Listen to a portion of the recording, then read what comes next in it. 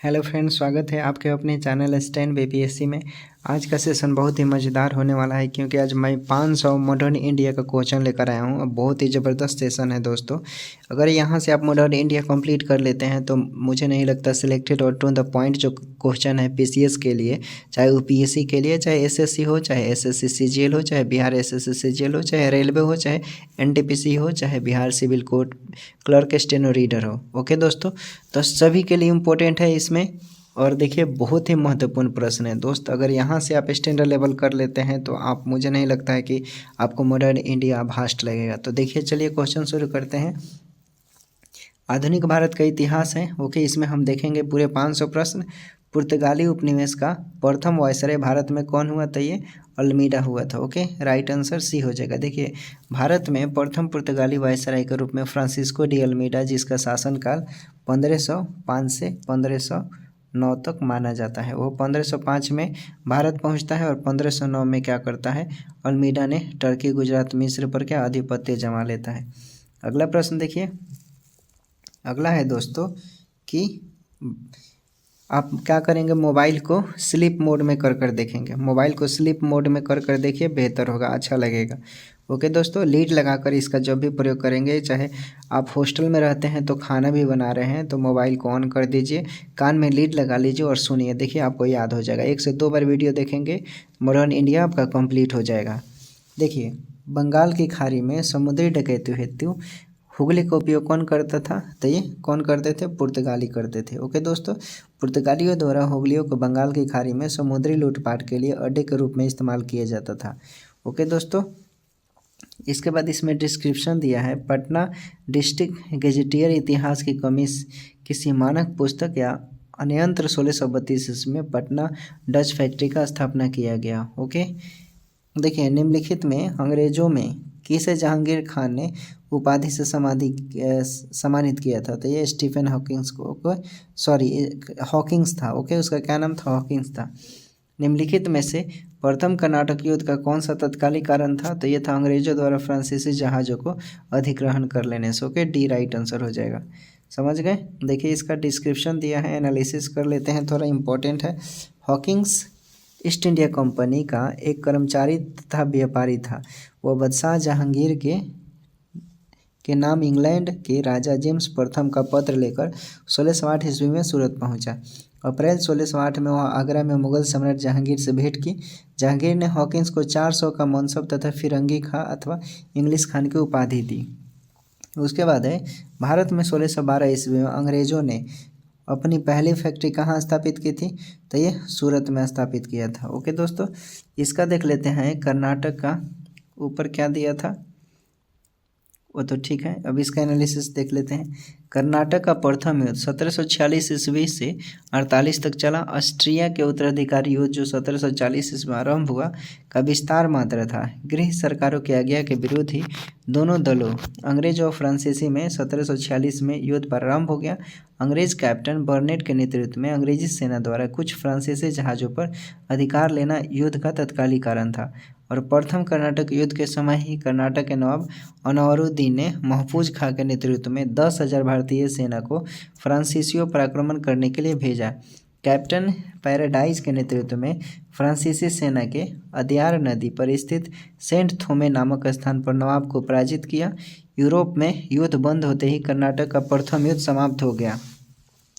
इलास्पा की संधि 1748 में ऑस्ट्रिया के उत्तराधिकारी का युद्ध समाप्त हो गया तथा मद्रास को अंग्रेजों ने पुनः प्राप्त कर लिया। कर्नाटक का प्रथम युद्ध सेंट थोमे के युद्ध के लिए स्मरणीय है। चलिए, इसका देख लेते हैं। इसका क्या है कि कैप्टन विलियम हॉकिंस सूरत से मुगल दरबार 1608 ईस्वी तक पहुंचा, किंतु सूरत में फैक्ट्री की स्थापना की अनुमति पाने में सफल नहीं हो सका। 1611 ईस्वी में पुर्तगालियों के विरुद्ध बावजूद कैप्टन मिडल्टन सूरत के समीप सोवाली पहुंचा और मुगल गवर्नर से वहां व्यापार करने की अनुमति पाने में सफल हो गया। कैप्टन बेस्ट द्वारा सूरत के बंदरगाह के विजयी ने पुर्तगाली एक अधिकार की निरंतरता को भंग किया। इसके बाद जहांगीर ने शाही फरमान से अंग्रेजों ने सूरत में अस्थायी रूप से एक फैक्ट्री स्थापित की। यहाँ से अंग्रेजों ने अपने व्यापार को देश के दूसरे भागों में फैलाया तथा शीघ्र ही अहमदाबाद, बुरहानपुर, अजमेर तथा आगरा में सहयोगी फैक्ट्री भी स्थापित किया। उसके बाद है 1760 का प्रसिद्ध वांडी वास का युद्ध अंग्रेजों द्वारा किसके खिलाफ लड़ा गया? तो ये लड़ा गया था दोस्तों, आपको भी पता है, फ्रांसीसी और डच के बीच। ओके, चलिए इसका एनालिसिस दिया है, देख लीजिए। 18वीं शताब्दी में भारत में लड़े गए प्रश्नगत युद्धों का सही कालक्रम। अंबर युद्ध 1749 ईस्वी में मुजफ्फर जंग, चांदा साहब तथा फ्रांसीसियों के संयुक्त सेनाओं के वेलूर के समीप अंबर या अंबुर बोलते हैं उसको के नामक स्थान पर कर्नाटक के नवाब अनवरुद्दीन को पराजित कर उसकी हत्या कर दी गई। मुजफ्फर जंग दक्कन का सूबेदार बन गया। ओके दोस्तों, इसमें क्या है, डच ईस्ट इंडिया कंपनी को किस वर्ष अपनी फैक्ट्री पटना में स्थापित किया? तो ये 1632 से, बी राइट आंसर। अगला प्रश्न देखते हैं। अगला है इसमें कि इलाहाबाद की संधि के बाद रॉबर्ट क्लाइव ने मुर्शिदाबाद का उप दीवान किसे बनाया था? तो किसे बनाया था? ये मोहम्मद रजा खां को बनाया था। इसमें देखिए, कृष्णा नदी के दक्षिण भाग के मुगल प्रदेशों का गवर्नर नियुक्त कर दिया था तथा उत्तरी भारत सरकार के कुछ जिले भी फ्रांसीसियों को दे दिया गया। इसके अतिरिक्त मुजफ्फर जंग की प्रार्थना पर एक फ्रेंच सेना की टुकड़ी बुसी के नेतृत्व में हैदराबाद में तैनात कर दी गई। और प्लासी का युद्ध जो 1757 में हुआ था, अंग्रेजों और बंगाल के नवाब सिराजुद्दौला के बीच लड़ा गया। युद्ध के परिणाम स्वरूप अंग्रेजों को पूरे बंगाल पर नियंत्रण हो गया। क्लाइव ने मीर जाफर को बंगाल का नवाब बनाया। नवाब बनने के बाद मीर जाफर ने अंग्रेजों को उनकी सेवाओं के लिए 24 परगनों की जमींदारों से पुरस्कृत किया और क्लाइव को 2,34,000 पाउंड की निजी भेंट दी। वांडीवास का युद्ध 1760 में हुआ था, याद रखेंगे। बक्सर का 1764 में। ओके, चलिए अगला देखते हैं। अगला है कि निम्नलिखित में से किस अंग्रेज अधिकारी ने पुर्तगालियों को स्वाली के स्थान पर हराया था दोस्तों? तो ये हराया था थॉमस वेस्ट ने। ओके, बी राइट आंसर हो जाएगा। समझ गए? चलिए अगला प्रश्न देखते हैं। अगला क्या है, थोड़ा और जूम कर लेते हैं। ओके, अब दिखाई देगा अच्छा से। देखिए, किस अंग्रेज अधिकारी ने पुर्तगालियों को स्वाली के स्थान पर हराया? तो ये Thomas Best. Okay, B right answer. इसका एनालिसिस देखते हैं। 1611 ईस्वी में पुर्तगालियों के विरोध के बावजूद कैप्टन मिडल्टन सूरत के समीप स्वाली पहुंचा और मुगल गवर्नर से यहाँ व्यापार करने की अनुमति लेने में सफल हो गया। कैप्टन बेस्ट द्वारा सूरत के बंदरगाह की विजय पुर्तगाली एक अधिकार की क्या किया? इसने निरंतरता को भंग किया तथा सूरत में अस्थायी रूप से एक फैक्ट्री स्थापित की। यहाँ से अंग्रेजों ने अपने व्यापार को देश के एक भाग से दूसरे भागों में फैलाया और शीघ्र ही अहमदाबाद और अजमेर तथा आगरा में सहयोगी फैक्ट्री को भी स्थापित कर डाला। सम्राट शाह आलम द्वितीय ने, अगला प्रश्न है, सम्राट शाह आलम द्वितीय ने ईस्ट इंडिया कंपनी को बंगाल, बिहार तथा उड़ीसा की दीवानी प्रदान की। कब की? तो 12 अगस्त 1765 को। देख लेते हैं क्या क्या है इसमें है दोस्तों, क्या है देखिए, इसमें है आपका कि इलाहाबाद की दूसरी संधि आपको पता है 16 अगस्त 1765 को हुई। शाह आलम द्वितीय को अंग्रेजी संरक्षण ले लिया गया तथा उसे इलाहाबाद में रखा गया। इलाहाबाद तथा कारा के जो क्षेत्र नवाब ने छोड़ दिए थे शाह आलम को मिले और 12 अगस्त 1765 के अपने फरमान द्वारा मुगल बादशाह शाह आलम द्वितीय ने अपने कंपनी को बंगाल, बिहार तथा उड़ीसा की दीवानी अस्थायी रूप से दे दी, जिसके बदले कंपनी द्वारा सम्राट को 26 लाख रुपये दिए जाना था तथा निजामत व्यय के लिए कंपनी को 53 लाख रुपये देना था। इस समय Robert Clive east India company का बंगाल का गवर्नर था और शाह आलम द्वितीय का संपूर्ण जीवन आपदाओं से ग्रस्त रहा। उसे 1788 ईस्वी में अंधा कर दिया गया और शाह आलम द्वितीय के समय 1803 ईस्वी में दिल्ली पर अंग्रेजों का अधिकार हो गया और शाह आलम द्वितीय तथा उसके 2 उत्तराधिकारी अकबर द्वितीय, जिसका शासनकाल 1806 से 37 ईस्वी था, और बहादुर शाह द्वितीय 1837 से 57 ईस्वी था, ईस्ट इंडिया के पेंशन भोगी मात्र बना दिया गया। ओके दोस्तों, चलिए अगला देखते हैं। उस क्षेत्र की पहचान करें जहाँ से यूरोप वासियों के सर्वोत्तम सोना और अफीम प्राप्त होता था। तो ये अपना बिहार है दोस्तों, बी राइट आंसर हो जाएगा। अगला प्रश्न देखते हैं। अगला क्या है, इसमें है कि अंग्रेजी शासन काल में भारत का कौन सा क्षेत्र? तो वही बिहार होगा, अफीम के लिए प्रसिद्ध था उस समय। अगला प्रश्न देखते हैं। अगला है आपका कि मुग़ल बादशाह बहादुर शाह जफ़र के बारे में कहा जाता था कि उसके साम्राज्य की सीमा कहाँ से। तो दोस्तों देखिए, इस प्रश्न को आयोग ने इसे अपने प्रश्न उत्तर से छांट दिया है, क्योंकि इसमें बहुत सारे अपवाद उठे थे उस समय और बहुत सारे इस पर क्राइम भी लगा था। ओके, ऐसे चांदरी नई दिल्ली से पालम तक उसे माना जाता था, लेकिन आयोग ने देखिए दिया है बहादुर शाह जफ़र के बारे में नहीं, बल्कि मुग़ल शाह आलम के द्वितीय के बारे में। फ़ारसी भाषा में यह कहावत प्रसिद्ध थी कि सल्तनत शाह आलम क्या है, अजदिली ता पालम, अर्थात शाह आलम के काल में मुग़ल साम्राज्य सिकुड़ते सिमटते दिल्ली के लाल किले से पालम गांव तक रह गया था, और बिहार लोक सेवा आयोग ने इस प्रश्न को निरस्त कर दिया। देख लिया। अगला प्रश्न देखते हैं। अगला क्या है, इसमें दिया है कि अंग्रेज़ों ने श्रीरंगपट्टनम की संधि किसके साथ की थी। तो ये किया था टीपू सुल्तान के द्वारा। ओके, टीपू सुल्तान के द्वारा। देख लेते हैं तृतीय आंग्ल मैसूर कब हुआ था। तो ये 1790 से 92 के बीच। ओके, याद रखेंगे श्रीरंगपट्टनम की संधि। ओके, मार्च 1792 द्वारा हुआ। इस संधि में अंग्रेज़ों की ओर से कर्नवालिस और मैसूर से टीपू सुल्तान शामिल थे। अंग्रेज़ों की तरफ से कौन था, कर्नवालिस, और मैसूर से टीपू सुल्तान। इसके अनुसार टीपू को अपने देश का लगभग 1/2 यानी 1/2 भाग अंग्रेज और उनके साथियों को देना पड़ा। ओके दोस्तों, चलिए आगे देखते हैं। अगला क्या है कि रंजीत सिंह ने सुप्रसिद्ध कोहिनूर हीरा प्राप्त किया था। किससे, तो ये शाहजहाँ से प्राप्त किया था। राइट आंसर ये हो जाएगा। अगला प्रश्न देखते हैं। ठगों का उन्मूलन किसके द्वारा किया गया। तो ये कैप्टन स्लीमैन के द्वारा। बी राइट आंसर हो जाएगा। अगला प्रश्न देखते हैं। अगला है कि टीपू सुल्तान ने अपनी राजधानी बनाई, तो इस श्रीरंगपट्टनम में बनाई थी। ओके, देखिए देख लेते हैं। टीपू सुल्तान ने श्रीरंगपट्टनम को अपनी राजधानी बनाया एवं यहाँ जैकोबिन क्लब की स्थापना की। प्रश्न पूछता है कि जैकोबिन क्लब की स्थापना किसने की, तो टीपू सुल्तान बोलेंगे। ओके, और उसका सदस्य बना। साथ ही उसने अपनी राजधानी में फ्रांस और मैसूर की मैत्री का प्रतीक स्वतंत्रता का वृक्ष रोपा। टीपू सुल्तान ने अपने समकालीन विदेशी राज्यों से मैत्री संबंध बनाने तथा अंग्रेज़ों के विरुद्ध उनकी सहायता प्राप्त करने के लिए अरब, इस्तांबुल और काबुल, मॉरिशस में अपना दूत मंडल भेजा। अगला है बंगाल में द्विशासन प्रणाली किसके द्वारा लागू की गई। तो ये रॉबर्ट क्लाइव के द्वारा। ओके, चलिए अगला प्रश्न देखते हैं। इसमें देखिए रॉबर्ट क्लाइव के बारे में दिया है कि द्वैत शासन की शुरुआत बंगाल में क्लाइव के समय में 1765 ईस्वी में हुई थी। वारेन हेस्टिंग के कार्यकाल 1772 से कब तक माना जाता है, 85।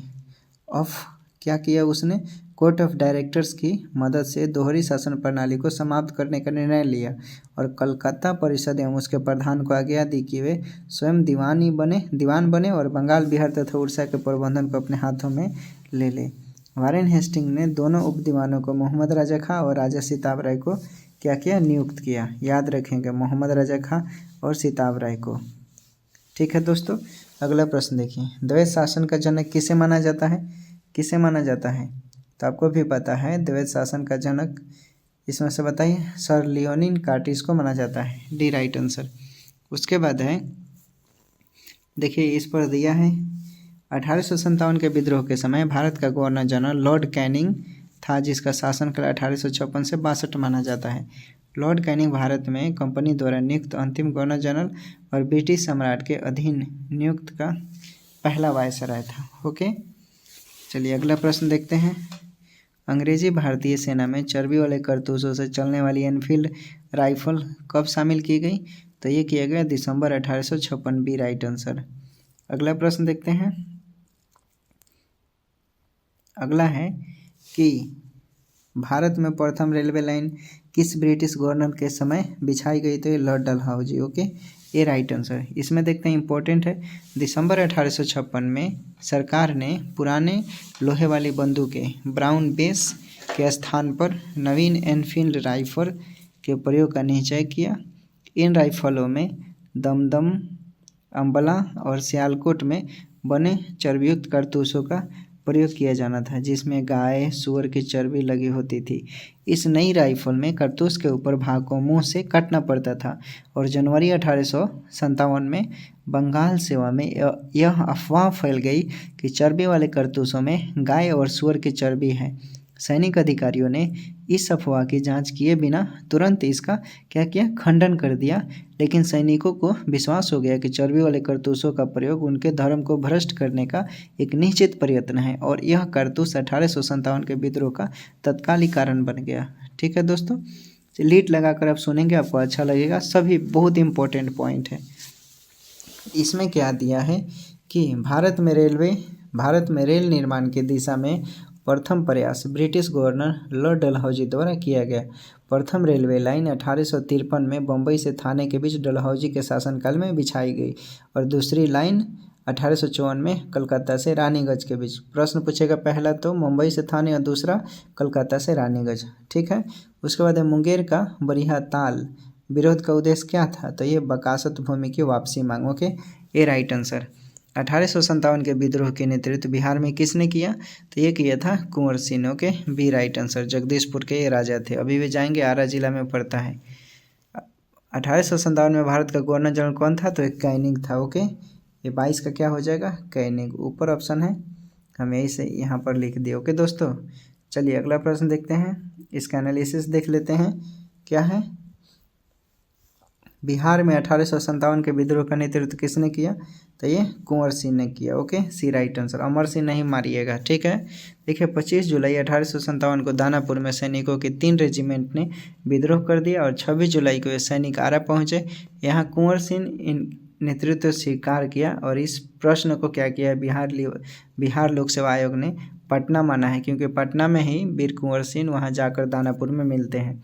इनमें से किसने 1857 के विद्रोह में सक्रिय भाग लिया, तो ये देखिए नाना साहब कानपुर से बिल्कुल सही है, बेगम हजरत महल लखनऊ से सही है, मौलवी अहमदुल्ला फैजाबाद से, और बेगम जीनत महल ये बहादुर शाह की पत्नी थी, दिल्ली से नेतृत्व किया। ओके दोस्तों, चलिए अगला प्रश्न देखते हैं। अगला है, जगदीशपुर के किस व्यक्ति ने 1857 के विप्लव में क्रांतिकारियों का नेतृत्व किया, तो आपको भी पता है कुंवर सिंह। बहुत बार प्रश्न पूछा जाता है और इस बार भी 67वीं में प्रश्न आया था। ईस्ट इंडिया कंपनी के राजनीतिक, आर्थिक, सामाजिक तथा धार्मिक कारणों के फलस्वरूप 1857 का विद्रोह प्रारंभ हुआ। लखनऊ में इस विद्रोह का परिणाम, चलिए सब तो बता दिया मैंने। अगला प्रश्न देखते हैं। अगला है, कुंवर सिंह राजा थे, कहाँ के थे, तो ये जगदीशपुर के थे। राइट आंसर सी हो जाएगा। पटना के 1857 के स्वतंत्रता संग्राम के नेता कौन थे, तो ये पटना के 1800 तो पीर अली थे। यहाँ से पटना के 1800, अगर देखिए पटना से पूछेगा ना तो हम क्या बोलेंगे, पीर अली, लेकिन यहाँ पर कुंवर सिंह दिया है तो देख लेते हैं। इसमें पटना बिहार में जगदीशपुर के जमींदार कुंवर सिंह ने विद्रोह का नेतृत्व किया।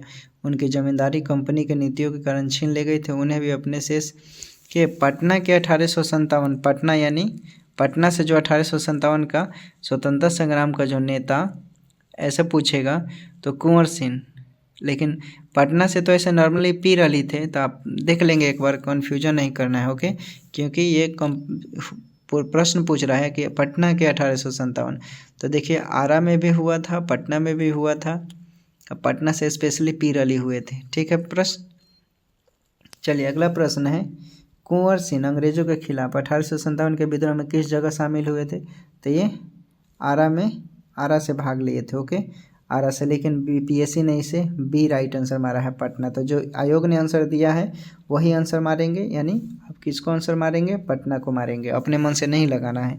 1857 के विद्रोह का बिहार में 15 जुलाई 1857 से 20 जनवरी 1858 तक एक केंद्र था, कौन था, तो ये जगदीशपुर था। ओके, डी राइट आंसर हो जाएगा।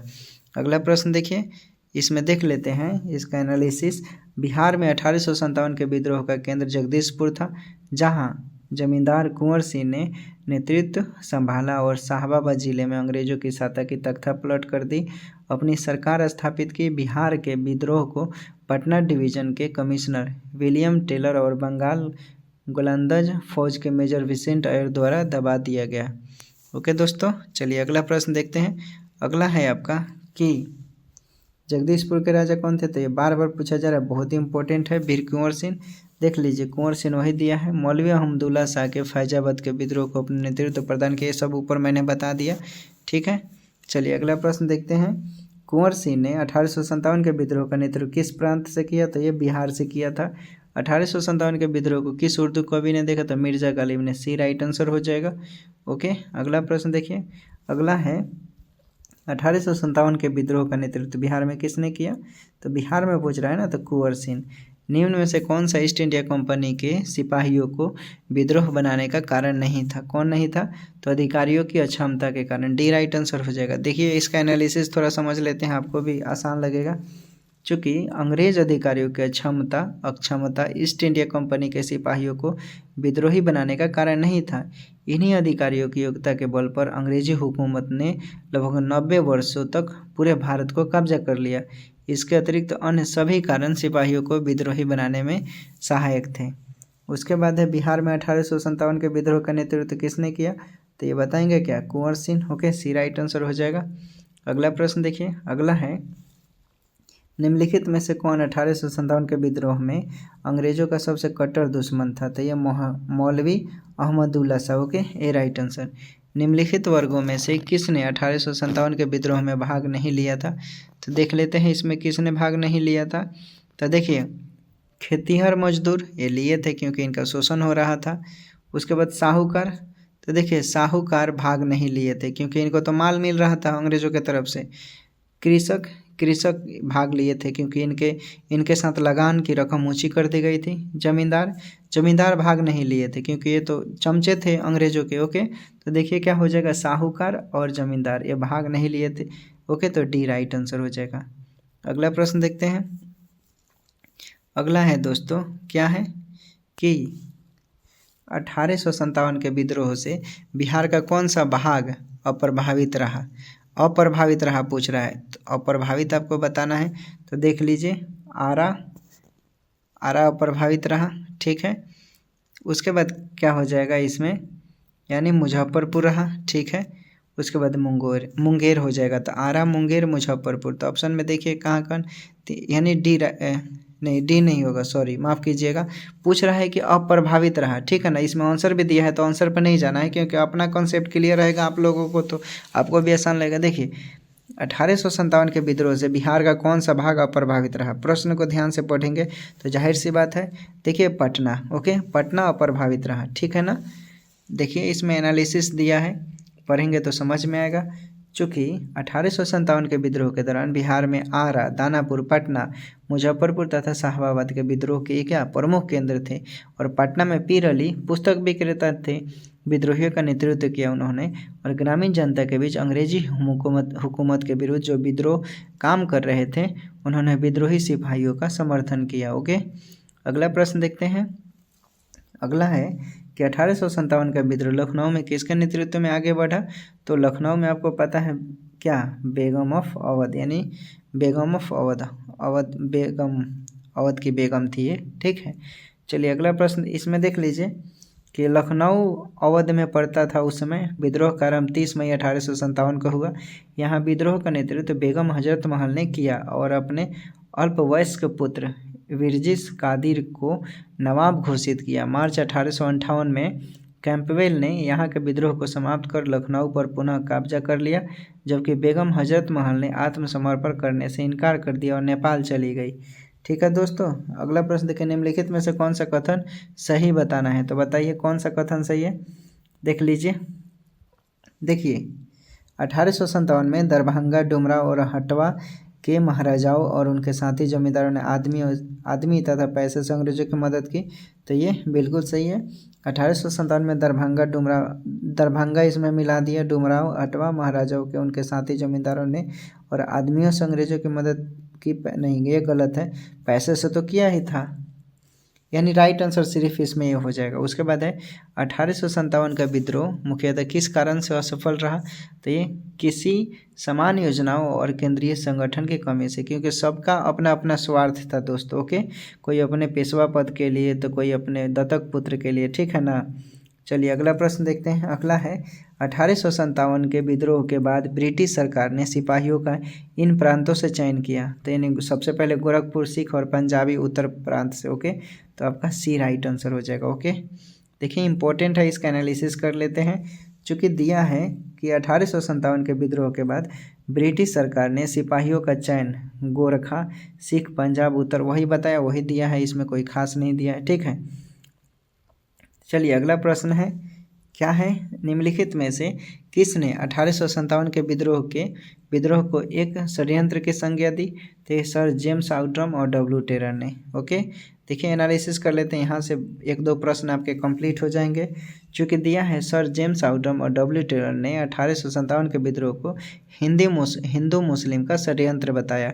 प्रश्न पूछेगा कि हिंदू मुस्लिम 1857 की जो क्रांति है हिंदू मुस्लिम का षड्यंत्र था, किसने कहा? तो सर जेम्स आउट्रम और डब्ल्यू टेलर। ओके, आउट्रम का विचार था कि यह मुस्लिम षड्यंत्र था जिसमें हिंदू शिकायतों का लाभ उठाया जाए, और जॉन लॉरेंस और सॉल के अनुसार यह केवल सैनिक विद्रोह था। सैनिक विद्रोह किसके 1857 को सैनिक विद्रोह किसने कहा था? तो जॉन लॉरेंस और सीले ने। ओके, उसके बाद है सर जॉन सीले के अनुसार 1857 का विद्रोह एक पूर्णतः देशभक्त रहित स्वार्थी है। ओके, जिसमें न कोई स्थानीय नेता और ना ही इसमें सर्वसाधारण का समर्थन प्राप्त था। इसके अनुसार यह एक संस्थापित सरकार के विरुद्ध भारतीय सेना का विद्रोह था। अगला प्रश्न है, महारानी विक्टोरिया ने भारतीय प्रशासन को ब्रिटिश ताज के नियंत्रण में लेने की घोषणा कब की थी? तो ये 1 नवंबर 1858 को। के ए राइट आंसर हो जाएगा। अगला प्रश्न है, क्या है कि निम्नलिखित में से कौन सा आयोग 1857 के विद्रोह के दमन के बाद भारतीय फौज के नव संगठन से संबंधित था? तो ये पील आयोग के पील आयोग संबंधित था।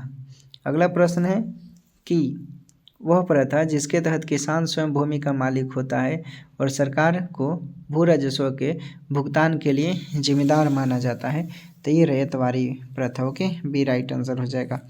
अगला प्रश्न देखिए, अगला है, क्या है कि नील विद्रोह किसके बारे में था? तो नील विद्रोह रैयत नील की खेती नहीं करना चाहते थे, परंतु उनसे एक अमान्य मूल्य पर जबरदस्ती खेती करवाई जाती थी। पागलपंथी की स्थापना किसने किया था? तो एक करम शाह ने किया था। B right answer. ठीक है, पागलपंथी एक अर्ध धार्मिक संप्रदाय था जिसे उत्तरी बंगाल के करम शाह ने चलाया था। करम शाह का पुत्र तथा उत्तराधिकारी टीपू धार्मिक राजनीतिक उद्देश्यों से प्रेरित था। ओके, चलिए आगे देखते हैं। आगे है कि फैराजी कौन थे? तो फैराजी हाजी शरीयतुल्लाह के अनुयायी थे। ए राइट आंसर हो जाएगा। ओके, अगला प्रश्न है, नील कृषकों की दुर्दशा पर लिखी गई पुस्तक नील दर्पण के लेखक कौन है? तो ये दीनबंधु मित्र। बी राइट आंसर हो जाएगा। अगला प्रश्न देखते हैं। अगला है, क्या है कि फैराजी आंदोलन की शुरुआत किसने की? तो ये हाजी शरीयतुल्लाह। ए राइट आंसर हो जाएगा। उसके बाद महाराष्ट्र में रामोसी कृषक तथा जथा किसने स्थापित किया था? तो ये वासुदेव बलवंत फड़के। सी राइट आंसर हो जाएगा। कुका आंदोलन को किसने संगठित किया? तो ये गुरु राम सिंह ने किया। सी राइट आंसर, कुका आंदोलन गुरु राम सिंह। ओके, अगला प्रश्न देखिए, ये इंपॉर्टेंट है, थोड़ा एनालिसिस कर लेते हैं कि प्रारंभिक क्रांतिकारियों में अग्रणी वासुदेव बलवंत फड़के जिनका शासनकाल 1845 से 83 ईस्वी तक मुंबई प्रेसिडेंसी के रामोसी जनजाति के लोगों के द्वारा संगठित करके एक प्रशिक्षित लड़ाकू बल में इन्होंने क्या कर दिया? परिवर्तित कर दिया। ठीक है, रामोसी विद्रोह सही रूप से किस भौगोलिक इलाके में हुआ था? तो ये हुआ था Paschimi Ghat. Okay, D right answer. क्या बोलेंगे? पश्चिमी घाट। इसके नेता पूछेंगे तो क्या बोलेंगे? चित्तूर सिंह बोलिएगा। ठीक है, आयोजन कर रहे थे चित्तूर सिंह। अगला प्रश्न देखिए, अगला है 1875 के दक्कन के दंगों का तत्कालीकरण क्या था? तो ये महाजनों के द्वारा ऊंची ब्याज दर। Okay, B right answer. वगैरह विद्रोह कहाँ हुआ था? तो वगैरह विद्रोह बड़ौदा में हुआ था। Okay, D right answer. अगला प्रश्न देखते हैं, मानव क्या दिया है कि मानव बलि प्रथा का निषेध करने के कारण अंग्रेजों के विरुद्ध विद्रोह करने वाली जनजाति का क्या नाम था? क्या नाम था जनजाति का?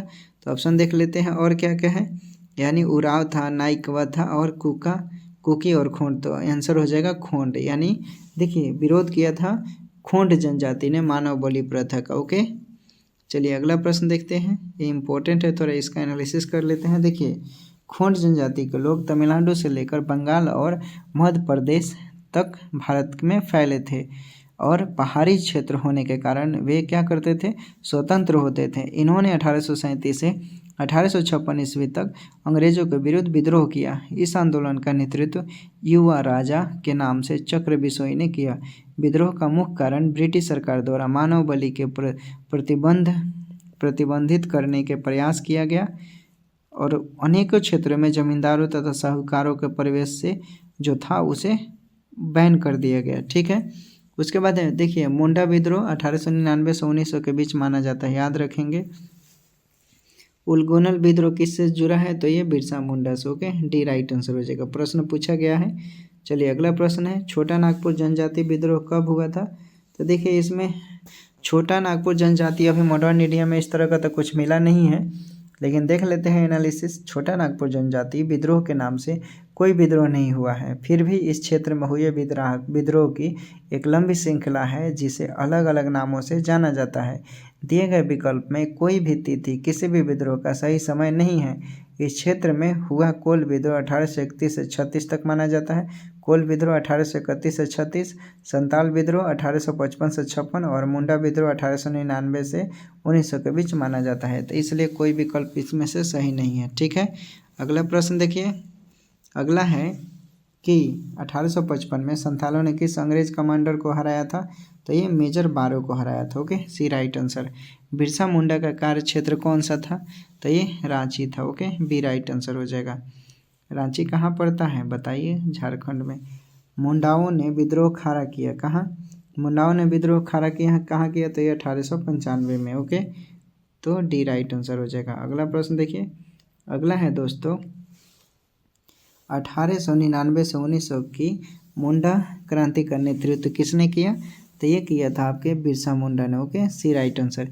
किस स्थान पर आदिवासियों ने अंग्रेजों को खिलाफ विद्रोह किया, तो ये देखिए अंग्रेजों के खिलाफ, तो इसमें बिहार नहीं है, पंजाब ये भी नहीं है, काठीवारा नहीं है। मुंडा जनजातियों ने जो विद्रोह की चुनौती दिया था वो क्या था, एक अशांति व्याप्ति थी, सिंध जनजाति थी। ओके, तो इसमें तो है नहीं, तो राइट आंसर क्या हो जाएगा दोस्तों, हो और मुंडा। याद रखिएगा किस स्थान पर आदिवासियों ने हो और मुंडा बोलेंगे, इसलिए एक से अधिक हो जाएगा इसमें। ओके दोस्तों, चलिए अगला प्रश्न देखते हैं। अगला है बिरसा मुंडा के पक्ष में थे कौन थे, तो ये भाई झारखंड के पक्ष में थे, ये राइट आंसर हो जाएगा। उसके बाद है बिरसा मुंडा वही है, सेम दिया है। ठीक है, अगला प्रश्न देखते हैं। अगला है कि 1831 में बुद्धा भगत के नेतृत्व में कोल विद्रोह किस क्षेत्र में हुआ था, तो ये सिंहभूमि क्षेत्र में हुआ था, बी राइट आंसर। इनमें से किसने अंग्रेजी ईस्ट इंडिया कंपनी के कंट्रोल के खिलाफ बगावत नहीं की, तो ये हैदराबाद के निजाम ने नहीं किया, बी राइट आंसर हो जाएगा। अगला प्रश्न है क्या है कि अफगानिस्तान के प्रति आक्रामक नीति किस वायसराय ने अपनाई थी, तो ये लॉर्ड लीटन ने अपनाई थी, बी राइट आंसर हो जाएगा। इंपॉर्टेंट है, यहाँ से प्रश्न बनते हैं, देख लेते हैं। 1876 ईस्वी में लॉर्ड लीटन के वायसराय बनकर आने पर अफगानिस्तान के प्रति अपनाई गई नीति से उसमें परिवर्तन आया और कुशल आक्रमणयंत्र यानी काफ़ी कठोरता के कारण नीति के स्थान पर क्या किया, उसने नीति का अनुसरण किया, जिसका अनुसरण होने लगा। और 1878 इसमें द्वितीय आंग्ल अफगान युद्ध शुरू हो गया, जिसके वजह से 1879 में गंडमक की संधि करना पड़ा। हौजा विद्रोह हुआ था, कब हुआ था, किसके दौरान, तो ये 1820 से 21 के दौरान हौजा विद्रोह हुआ था। उसके बाद 1878 का वर्नाक्यूलर प्रेस एक्ट किसने रद्द किया, तो ये लॉर्ड रिपन ने रद्द किया, चालू किया था लीटन ने। ओके, चलिए अगला प्रश्न देखते हैं। इसमें वही सब है, कुछ खास नहीं है, आप पढ़ लेंगे। ओके, दिखा देते हैं, चाहे स्क्रीनशॉट भी ले सकते हैं। चलिए अगला प्रश्न देखते हैं। अगला है कि रिक्त स्थानों को पूर्ति कीजिए, इसमें क्या भरा जाएगा, यानी 1885 में बंगाल और बिहार में भूमि पर किराएदारों के अधिकारों को बंगाल किराएदारी अधिनियम द्वारा किया गया। तो ये बहुत बार पूछा गया है, इसलिए ये राइट आंसर हो जाएगा। अस्थाई बंदोबस्त किसके साथ किया गया, बताइए, अस्थाई बंदोबस्त जमींदारों के साथ किया गया। ओके, तो ये राइट आंसर हो जाएगा, यहाँ पर टिक मार देते हैं, जमींदारों के साथ किया गया, ये राइट आंसर। इसमें देख लेते हैं, इंपॉर्टेंट है। 1793 ईस्वी में लॉर्ड कॉर्नवालिस द्वारा अस्थाई बंदोबस्त को लागू किया गया, जिसने जमींदारों को कई अधिकार प्रदान किए। 19वीं शताब्दी तक आते आते भूमि की मांग बढ़ने लगी और भूमि मालिकों ने किराया क्या की, कर बढ़ोतरी की और यह समय किसानों के विद्रोह का था। इस बीच बंगाल सरकार ने बंगाल एवं बिहार में बंगाल किराएदारी अधिनियम 1885 को लागू किया, जिसमें भूमि मालिक को, जिसे जमींदार बोला जाता था, और किराएदारों के अधिकारों को परिभाषित किया। अगला प्रश्न देखते हैं। अगला है कि सत्यार्थ प्रकाश की रचना किसने किया? तो ये स्वामी दयानंद सरस्वती ने किया। डी राइट आंसर हो जाएगा। ओके, देखिए इसमें 4 प्रश्न है तो इम्पोर्टेंट है। चूँकि बिहार में परमानेंट सेटलमेंट लागू करने का कारण क्या था? तो ये भू राजस्व का निर्णय करना। ओके, भू राजस्व का राजस्व निर्णय करना। देखिए 1824 में गुजरात की मौरवी रियासत के निवासी एक ब्राह्मण कुल में हुआ था जन्म। किसका?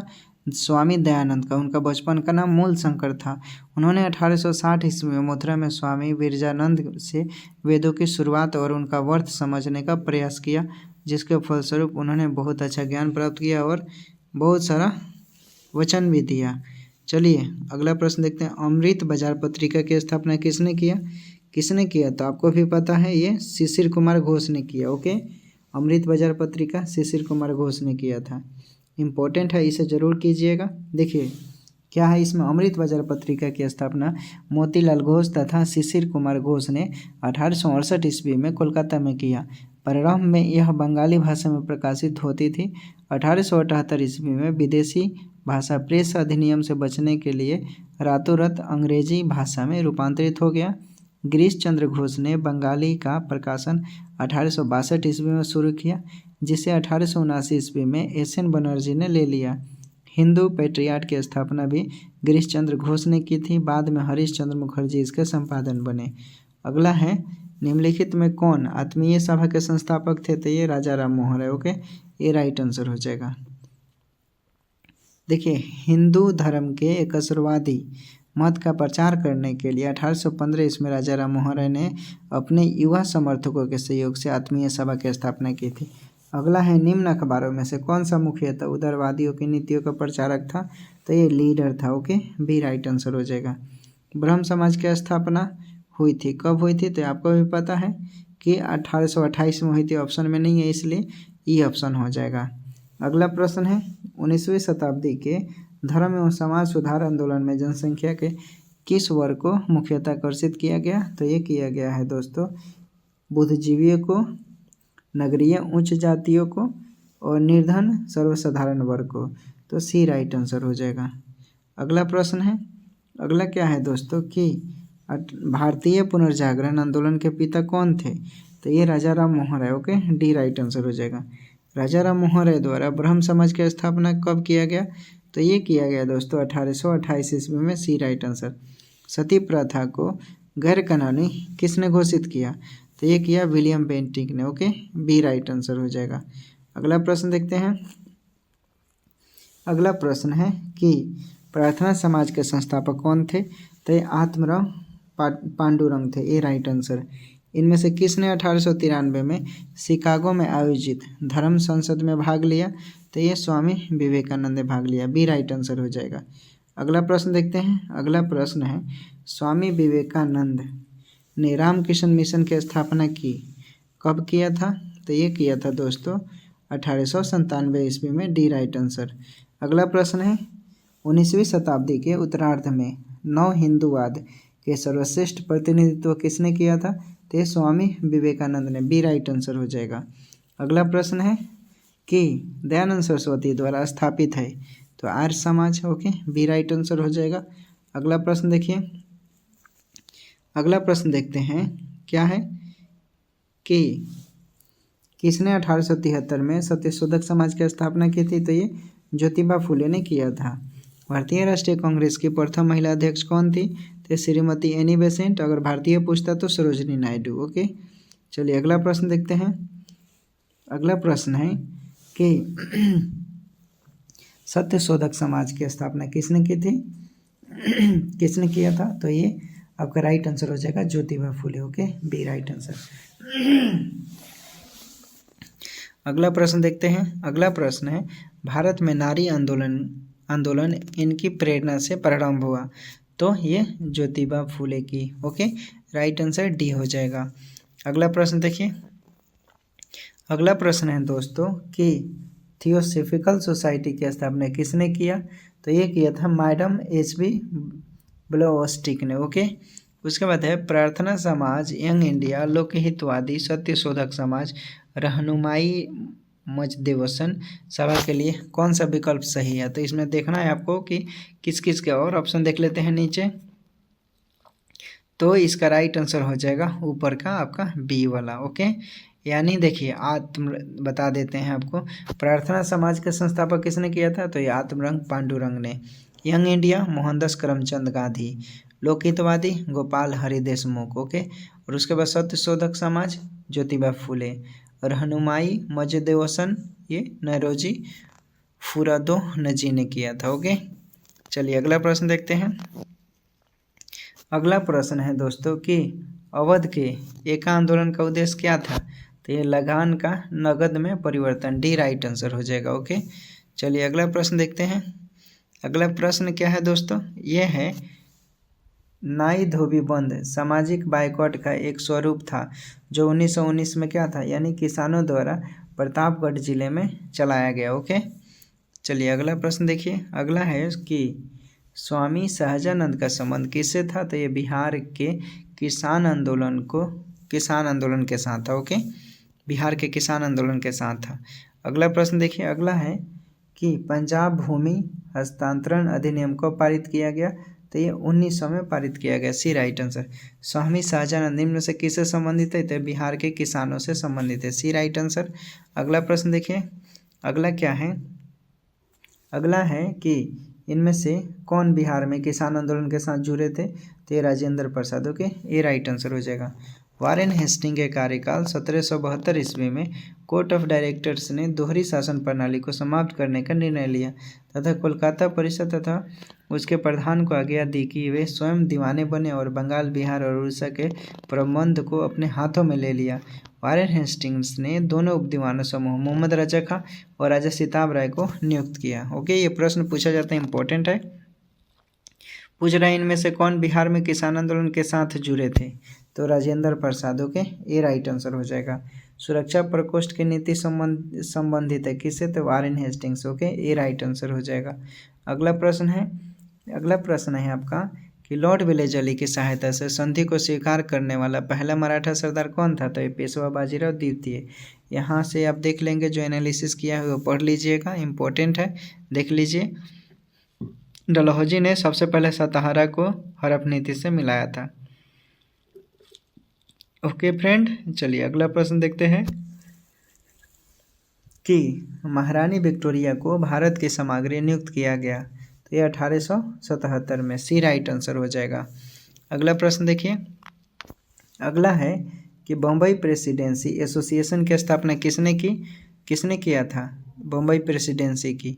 तो बताइए, इसमें बदरुद्दीन तैयब जी, इसमें एक से अधिक हो जाएगा दोस्तों। ओके, यानी फिरोज शाह मेहता, केटी तेलंग, बदरुद्दीन तैयब जी, इसलिए ई राइट आंसर, एक से अधिक हो जाएगा। सुरेंद्रनाथ बनर्जी को किस वर्ष भारतीय सिविल सर्विसेज से हटाया गया था? तो ये 1874 में उनको, ये घुड़सवारी की परीक्षा में भी फेल हो गए थे। ओके दोस्तों, अंग्रेज़ों ने बहाना बनाया, ठीक है ना।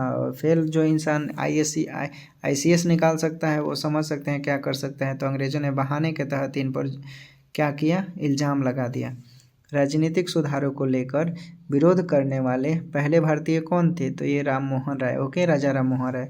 भारत संघ के संस्थापक कौन थे? तो Surendranath Banerjee, D right answer हो जाएगा। अगला प्रश्न देखिए। अगला है कि राष्ट्रीय कांग्रेस से पूर्व सबसे प्रमुख संस्था कौन थी?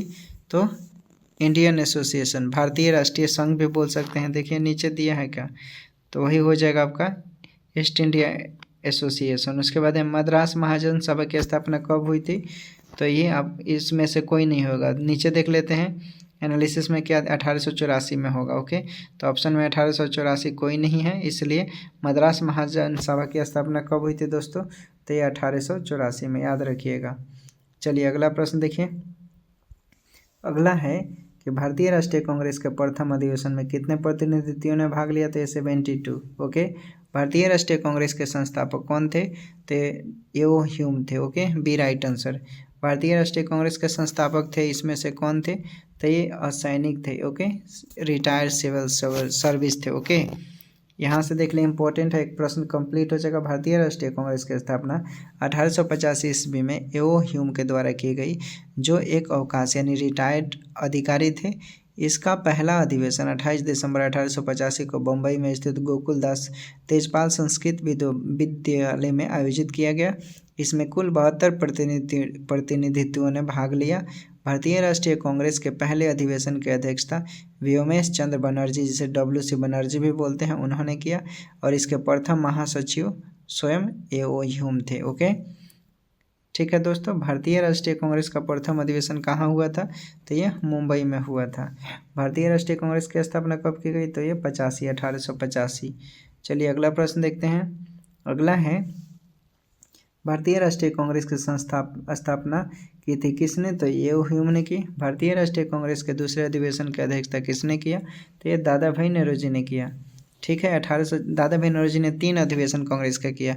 1886 कलकत्ता, उसके बाद 1893 लाहौर और 1906 कोलकाता। याद रखेंगे। चलिए अगला प्रश्न देखिए। महात्मा गांधी भारतीय राष्ट्रीय कांग्रेस का अधिवेशन 1924 बेलगांव में किया था। ओके, अगला प्रश्न देखिए। अगला है, क्या है आपका कि इंडियन नेशनल कांग्रेस की प्रथम भारतीय महिला अध्यक्ष कौन थी? तो ये भारतीय पूछ रहा है इसलिए सरोजनी नायडू। ऐसे नॉर्मल पूछता तो एनी बेसेंट हो जाती। ओके, अगला प्रश्न देखिए। अगला है कि मुझे विश्वास है कि कांग्रेस अपने विनाश की तरफ जा रही है और मेरा यह बड़ी इच्छा भारत में रहती होगी कि इसके शांति प्रिय निधन के लिए इसका सहायक बनूं। किसने लिखा? तो ये कर्जन ने लिखा। ओके, सी राइट आंसर हो जाएगा। अगला प्रश्न देखिए। अगला है कि भारतीय राष्ट्रीय कांग्रेस का 27वां अधिवेशन किस स्थान पर हुआ? तो ये बांकीपुर कहाँ पड़ता है? पटना में पड़ता है। याद रखेंगे। ओके, अगला प्रश्न देखते हैं। अगला है कि पुस्तक the poverty and on British rule in India किसने लिखा है? तो ये दादा भाई नौरोजी बी ने लिखा है। निम्न में से किस वायसराय के कार्यकाल में भारतीयों को राय बहादुर और खान बहादुर उपाधियां प्रदान करना प्रारंभ हुआ था? तो ये Lord Lytton. Okay, B right answer हो जाएगा। लॉर्ड लीटन ने शुरुआत किया था। अगला प्रश्न है, किसने कहा था कांग्रेस आंदोलन न तो लोगों द्वारा प्रेरित था और ना ही यह उनके द्वारा सोचा या योजनाबद्ध किया गया था? किसने कहा था? तो ऑप्शन देख लीजिए नीचे, और क्या दिया है नीचे आपका दिया है, नीचे ऑप्शन कहाँ गया? ऊपर होगा इसका। ओके, तो किसने कहा था दोस्त? ऊपर देख लेते हैं कितना, 124 नंबर है। ओके, 124 का क्या हो जाएगा? ऊपर और कर लेते हैं, 25 आ गया, 24 आ गया। ओके, तो ये राइट आंसर कर्जन हो जाएगा। ओके, यानी देख लीजिए दिया है कि 1888 ईस्वी में सर सैयद अहमद खान ने एक संयुक्त भारतीय राजभक्त सभा यूनाइटेड इंडियन पैट्रियोटिक एसोसिएशन बनाई, जिसका स्पष्ट उद्देश्य कांग्रेस के प्रचार को निष्फल बनाना था और लोगों को कांग्रेस से दूर रखना था। सैयद अहमद खान ने कहा था कि कांग्रेस आंदोलन न तो लोगों द्वारा प्रेरित था और ना ही यह उनके द्वारा सोचा योजनाबद्ध है। तो क्या राइट आंसर मारेंगे आप? सैयद अहमद खां। ओके, तो देखिए ऑप्शन में सैयद अहमद खां यानी उसका दूसरा ऑप्शन होगा। ओके, सैयद अहमद खां हो जाएगा। ओके, देखिए बी नंबर में दिया है सर सैयद अहमद खां, तो इसलिए 24 का बी राइट आंसर हो जाएगा। अगला प्रश्न देखिए कि अधिकतर नरमपंथी कौन थे? तो भाई जो पढ़े लिखे होते हैं, नॉर्मल आदमी, हम्बल होते हैं, वो शहर के ही होते हैं। ओके, शहर के लोग लड़ाई झगड़ा में कम आगे रहते हैं। चलिए अगला प्रश्न देखिए। अगला है, रजनी पामदत्त ने कहा, क्या कहा? कि वे साम्राज्यवाद से लड़ते भी थे और सहयोग भी करते थे। उन्होंने किस राजनीतिक संगठन के बारे में कहा? तो भारतीय राष्ट्रीय कांग्रेस के बारे में कहा। ये राइट आंसर हो जाएगा। अगला प्रश्न देखते हैं।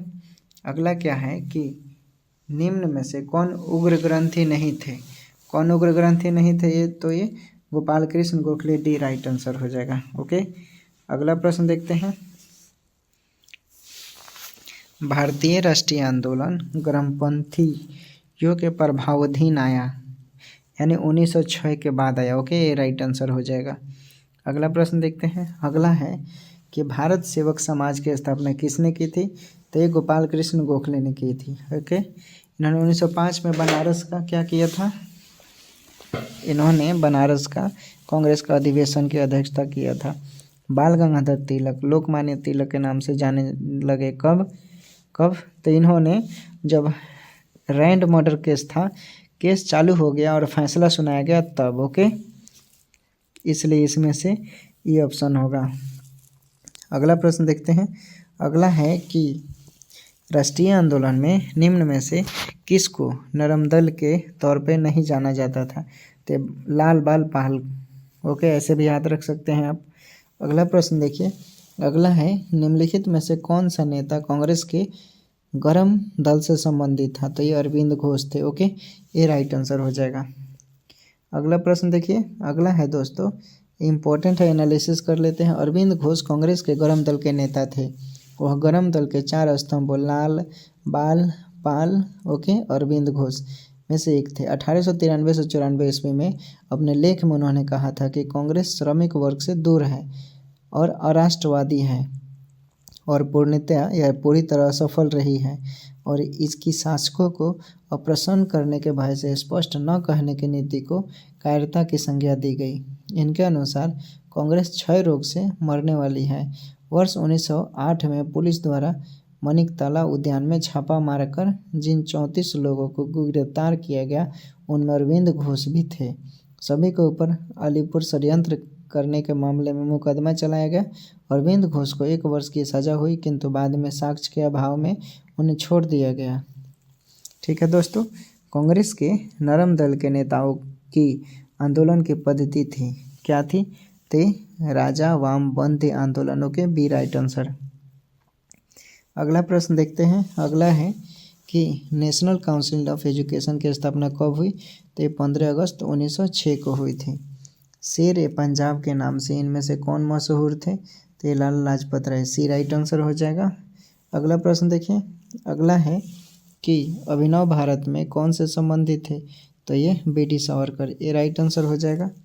उसके बाद देखते हैं क्या है, मुजफ्फरपुर के किंग्स फोर्ट की हत्या का प्रयास कब किया गया? तो 1908 में किया गया। नीचे दिए गए विकल्प में से राष्ट्रवादी समाचार पत्रों द हिंदू, केसरी, बंगाल हिंदुस्तानी, मतलब इनके संपादकों का मिलान करना है। ओके, देखिए इसमें से सही ऑप्शन हो जाएगा आपका जी सुब्रमण्यम अय्यर, बाल गंगाधर तिलक, गंगा प्रसाद वर्मा और गोपाल कृष्ण गोखले और सुरेंद्र नाथ बनर्जी। इन लोगों का राइट आंसर डी हो जाएगा। ओके, मिला लीजिएगा, वीडियो पे यूज कर भी देख सकते हैं। देख लीजिए यहाँ पर नीचे दिया है अच्छा से। द हिंदू किसने लिखा? जी सुब्रमण्यम अय्यर ने लिखा। केसरी बाल गंगाधर तिलक, बंगाली सुरेंद्र नाथ बनर्जी, हिंदुस्तानी गंगा प्रसाद वर्मा, सुधारक गोपाल कृष्ण गोखले। निम्न में से कौन सा एक राष्ट्रवादी समाचार पत्र नहीं था? तो the times of India. Okay, D right answer. Swaraj मेरा जन्म सिद्ध अधिकार है और मैं इसे लेकर रहूँगा, किसने कहा? बाल गंगाधर तिलक, सी राइट आंसर। ये सभी लोगों को याद रहता है, इसलिए ये थोड़ा इजी है, क्वेश्चन नहीं पूछा जा सकता है या पूछा भी जा सकता है। क्रांतिकारी गतिविधियों के साथ कौन सी पत्रिका जुड़ी हुई नहीं थी? तो ये young India. Okay, D right answer हो जाएगा। अगला प्रश्न देखिए। अगला है क्या है कि स्वराज मेरा जन्म सिद्ध अधिकार है और मैं इसे लेकर रहूँगा, किसने कहा था? तो ये बाल गंगाधर तिलक, सी राइट आंसर हो जाएगा। मैडम कामा ने 1907 में प्रथम तिरंगा ध्वज कहाँ फहराया गया? तो ये Stuart guard. Okay, Stuart guard में फहराया गया था। अगला प्रश्न है कि लंदन में इंडिया हाउस के संस्थापक कौन थे? तो ये श्यामजी कृष्ण वर्मा। लंदन में इंडिया हाउस के संस्थापक श्यामजी कृष्ण वर्मा। भारतीय क्रांति की जननी किसे कहा जाता है? तो ये मैडम भीखाजी रुस्तम कामा, मैडम भीखाजी रुस्तम कामा। अगला प्रश्न देखिए। अगला है कि बंग भंग के बाद कौन सा आंदोलन शुरू हुआ था? तो ये स्वदेशी आंदोलनों के बी राइट आंसर हो जाएगा। इम्पोर्टेंट है, इसमें जान लीजिए। देखिए बता देते हैं। चूँकि ब्रिटिश सरकार ने 20 जुलाई 1905 को बंगाल विभाजन का निर्णय का घोषणा किया। पूछेगा घोषणा तो बोलेंगे 20 जुलाई 1905। और 7 अगस्त 1905 को कलकत्ता के टाउन हॉल में ऐतिहासिक बैठक में स्वदेशी आंदोलन को विधिवत घोषणा कर दिया गया कानूनी रूप से। ओके, और 16 अक्टूबर 1905 को इसे पूरी तरह लागू कर दिया गया। तो उसके बाद मैडम कामा ने भारत के तिरंगे स्वतंत्र ध्वज को कहाँ फहराया था? तो ये स्टुअर्ट गार्ड। लॉर्ड कर्जन द्वारा 1905 में किया गया बंगाल विभाजन किस वर्ष रद्द हुआ? तो 1911 में। ओके, अगला प्रश्न देखते हैं। अगला है क्या है कि कांग्रेस ने स्वराज प्रस्ताव वर्ष 1905 में पारित किया गया, कब किया गया? तो ये हुआ स्वशासन सुनिश्चित करना, बी राइट आंसर। मुसलमान यदि खुश और संतुष्ट है तो भारत में ब्रिटिश शक्ति का महत्तम बचाव होगा, यह किसने लिखा? तो ये W Hunter, okay, W Hunter. अगला प्रश्न देखिए, अगला है क्या है कि किस वर्ष हिंदुस्तान रिपब्लिकन एसोसिएशन की स्थापना हुई? तो 1924 में। हिंदुस्तान रिपब्लिकन एसोसिएशन की स्थापना 1924 में हुआ।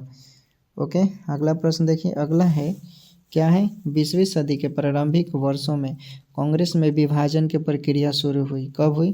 तो ये कांग्रेस आंदोलन की रणनीतियों पर सही है, कांग्रेस आंदोलन के उद्देश्यों पर यह भी सही है, यानी सभी हो जाएगा इसमें। बंगाल विभाजन की घोषणा की गई, कब किया गया?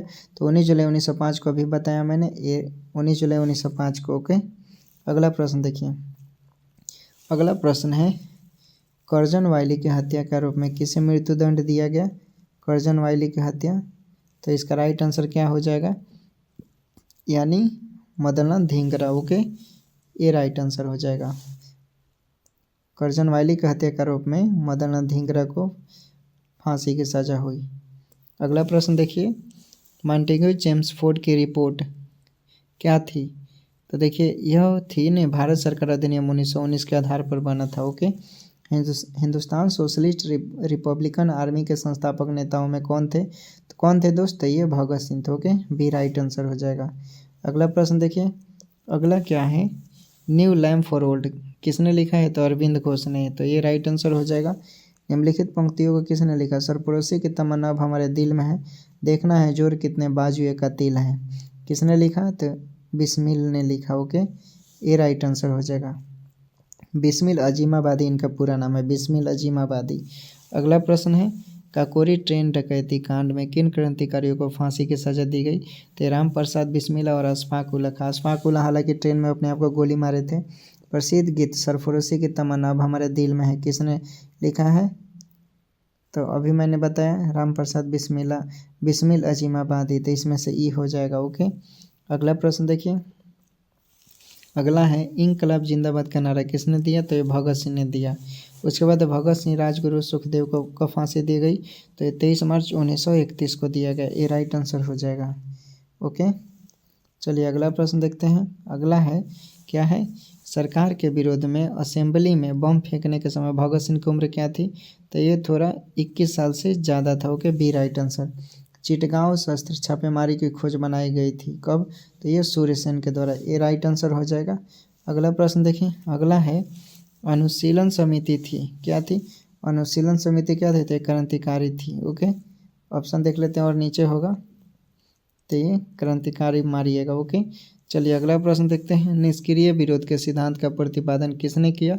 किसने किया था? तो ये किया था अरविंद घोष ने। ओके, डी राइट आंसर हो जाएगा। अगला प्रश्न देखते हैं।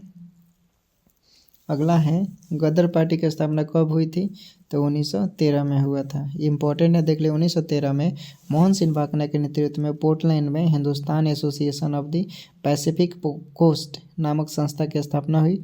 इस संस्था ने गदर नामक एक अखबार निकाला, जिससे इस संस्था का नाम भी गदर पार्टी पड़ गया। लाला हरदयाल इस संस्था के मनीषी पथ प्रदर्शक थे और अन्य सदस्य जैसे रामचंद्र, बरकतुल्ला, रास बिहारी बोस, राजा महेंद्र प्रताप, ये सब भी थे। स्वराज मेरा जन्म सिद्ध अधिकार है, तो ये तो बता दिया था मैंने, बाल गंगाधर तिलक। अगला प्रश्न देखते हैं। अगला है आपका कि गदर क्रांति छेड़ने का सबसे महत्वपूर्ण कारण क्या था? तो प्रथम महायुद्ध का शुरू होना, सी राइट आंसर। स्वराज आम जनता के लिए होना चाहिए, केवल वर्गों के लिए नहीं है, किसने कहा था? तो सी राजगोपालाचारी ने कहा था, बी राइट आंसर, कि स्वराज आम जनता के लिए होना चाहिए, यानी वर्गों के लिए नहीं, यानी मतलब जात के लिए नहीं। ओके, अगला प्रश्न देखिए। अगला है इंडिया फॉर इंडिया किताब किसने लिखा? तो ये चित्तरंजन दास ने लिखा, इंडिया फॉर इंडिया। ओके, अगला प्रश्न देखिए। अगला क्या है? किसने कहा था स्वराज मेरा जन्म सिद्ध? ये बाल गंगाधर तिलक ने कहा था। निम्नलिखित में से किस नेता ने 1906 में कलकत्ता कांग्रेस अधिवेशन की अध्यक्षता की थी? तो ये दादा भाई नौरोजी ने किया था, डी राइट आंसर हो जाएगा। अगला प्रश्न देखिए। अगला है कि निम्नलिखित में से किसने ऑल इंडिया मुस्लिम लीग की स्थापना की थी? तो ये सलीमुल्लाह खां। ओके, नवाब सलीमुल्लाह खां, डी राइट आंसर। निम्न में से किस अधिनियम ने भारत में पृथक निर्वाचन मंडल का आरंभ किया? तो ये भारतीय परिषद अधिनियम 1909। ओके, अगला प्रश्न देखिए, अगला है निम्नलिखित में से किसका योगदान होम रूल लीग की स्थापना में नहीं था? तो ये T S Olcott. Okay, D right answer हो जाएगा, टी.एस. ऑलकॉट नहीं था। अगला प्रश्न देखिए, अगला है कि किस अधिवेशन में होम रूल लीग समर्थन अपनी राजनीतिक शक्तियों का सफलतापूर्वक प्रदर्शन कर सके?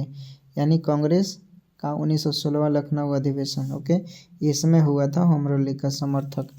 1906 में मिंटो से शिमला में मिले मुसलमानों के लिए शिष्टमंडल प्रार्थना की थी किससे? यानी देख लेते हैं इसका क्या उत्तर ऑप्शन दिया है, 177। तो इसका राइट आंसर हो जाएगा दोस्तों, यानी ए हो जाएगा। तो ए में क्या दिया है, यानी मुसलमानों के लिए पृथक निर्वाचन वर्ग की बात किया था। ओके, यानी 1906 में मिंटो से शिमला में मिले मुसलमानों के शिष्टमंडल ने प्रार्थना की कि मुसलमानों के लिए पृथक निर्वाचक वर्ग की बात होनी चाहिए। अगला प्रश्न है, क्या है, बंगाल विभाजन के प्रत्याघात के रूप में कौन सा आंदोलन शुरू हुआ था? तो ये हुआ था स्वदेशी आंदोलन, सी राइट आंसर हो जाएगा। अगला प्रश्न देखिए, अगला है कि शिक्षा में सुधार हेतु ब्रिटिश सरकार ने सैडलर विश्वविद्यालय आयोग कब नियुक्त किया था? तो ये 1917 में शुरू किया था। ओके दोस्तों, ये इम्पोर्टेंट है, थोड़ा इसको एनालिसिस कर लीजिए। देखिए क्या दिया है, कर्जन ने 20 जुलाई 1905 को बंगाल विभाजन का निर्णय लिया। इसके विरोध में राष्ट्रवादी योग द्वारा आंदोलन की शुरुआत की गई। कब? 7 अगस्त 1905 को कोलकाता के टाउन हॉल में कृष्ण कुमार मित्र और सुरेंद्र नाथ बनर्जी की अध्यक्षता में एक बैठक हुई, जहां स्वदेशी आंदोलन प्रारंभ करने और स्वदेशी जिसे विदेशी वस्तुओं का बहिष्कार करने का निर्णय लिया गया। 16 अक्टूबर 1905 को जब बंगाल विभाजन लागू हुआ, उस दिन को शोक दिवस के रूप में मनाने की घोषणा की गई और रविंद्रनाथ टैगोर के सुझाव पर इसे राखी दिवस के रूप में मनाने का फैसला लिया गया। यह दिवस राष्ट्रवादियों द्वारा बंगाल की अटूट एकता को प्रदर्शित करने के लिए बनाया गया। टैगोर की शांति निकेतन के तर्ज पर बंगाल नेशनल कॉलेज की स्थापना की गई और बहुत कम समय में पूरे देश में अनेक राष्ट्रीय विद्यालयों में स्थापना हो गई और वहाँ पर ये मनाया जाने लगा। अगला देखिए, अगला प्रश्न देखते हैं, सैडलर शिक्षा आयोग से संबंधित था, याद रखिएगा। अगला प्रश्न क्या है, प्रश्न है, होम रूल आंदोलन भारत के स्वतंत्रता संग्राम के एक नए चरण के आरंभ का घोतक था, क्योंकि इसने देश के सामने स्वशासन की एक ठोस योजना बनाई थी, इसलिए ए राइट आंसर हो जाएगा। नोआखली काल में महात्मा गांधी के सचिव कौन थे? तो ये प्यारेलाल थे। कौन थे? प्यारेलाल थे। अगला प्रश्न देखिए, क्या है, निम्न में से महात्मा गांधी का भारत में पहला सत्याग्रह कौन था? तो ये चंपारण था। अगला प्रश्न देखिए, अगला प्रश्न क्या है, इसमें है कि चंपारण में इंडिगो किसानों की दशा की ओर गांधी जी को ध्यान आकर्षित किया किसने? तो राजकुमार शुक्ला ने। ओके, डी राइट आंसर हो जाएगा। निम्न में से किस कॉलेज में गांधी जी ने पढ़ाई किया था? तो श्यामलाल दास कॉलेज, भावनगर, ए राइट आंसर। गांधी जी द्वारा भारत में पहली बार सत्याग्रह आंदोलन कब कहाँ किया गया? तो आपको भी पता है, चंपारण में, डी राइट आंसर हो जाएगा। ओके दोस्तों, अगला प्रश्न देखते हैं। अगला प्रश्न है कि ये तो बता दिया, ये भी वही हो जाएगा। ये प्रश्न देखिए, यहाँ से देख लेते हैं, निम्न में से कौन सा भारत में गांधी जी का प्रथम सत्याग्रह आंदोलन था जिसमें उन्होंने सविनय अवज्ञा का प्रयोग किया? तो चंपारण। ओके, बेतिया में पड़ता है। बिहार के कौन से स्थान में गांधी जी ने अपना प्रथम सत्याग्रह किया? तो वही चंपारण। ओके, इम्पोर्टेंट है, इसलिए बार बार पूछा गया है। देखिए, किसने यूरोपीय नील बागान मालिकों द्वारा किसानों को शोषण की तरफ गांधी जी को ध्यान आकर्षित किया? तो राजकुमार शुक्ला ने। ओके, चंपारण नील आंदोलन राष्ट्रीय नेता कौन थे?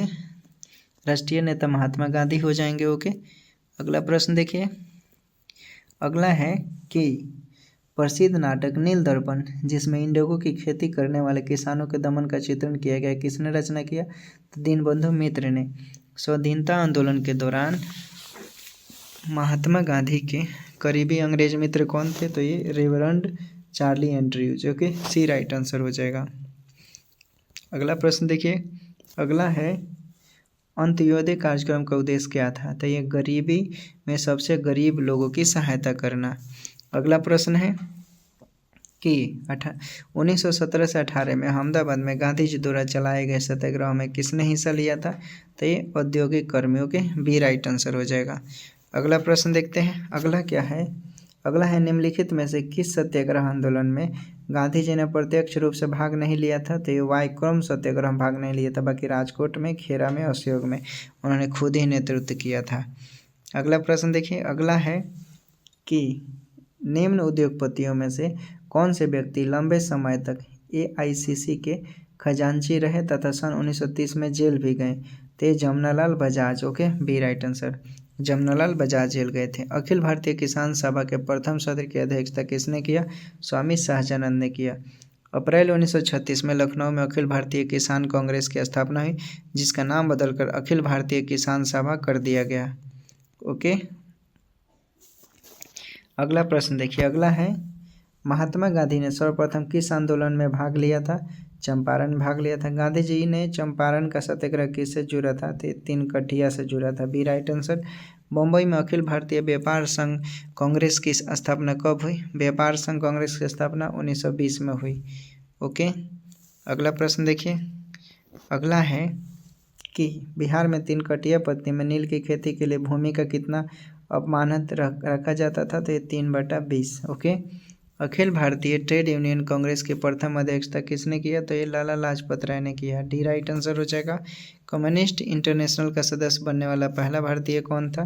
तो ये था एम.एन. रॉय। ओके, ए राइट आंसर, एम.एन. रॉय था। इंपॉर्टेंट प्रश्न है। चलिए अगला प्रश्न देखते हैं।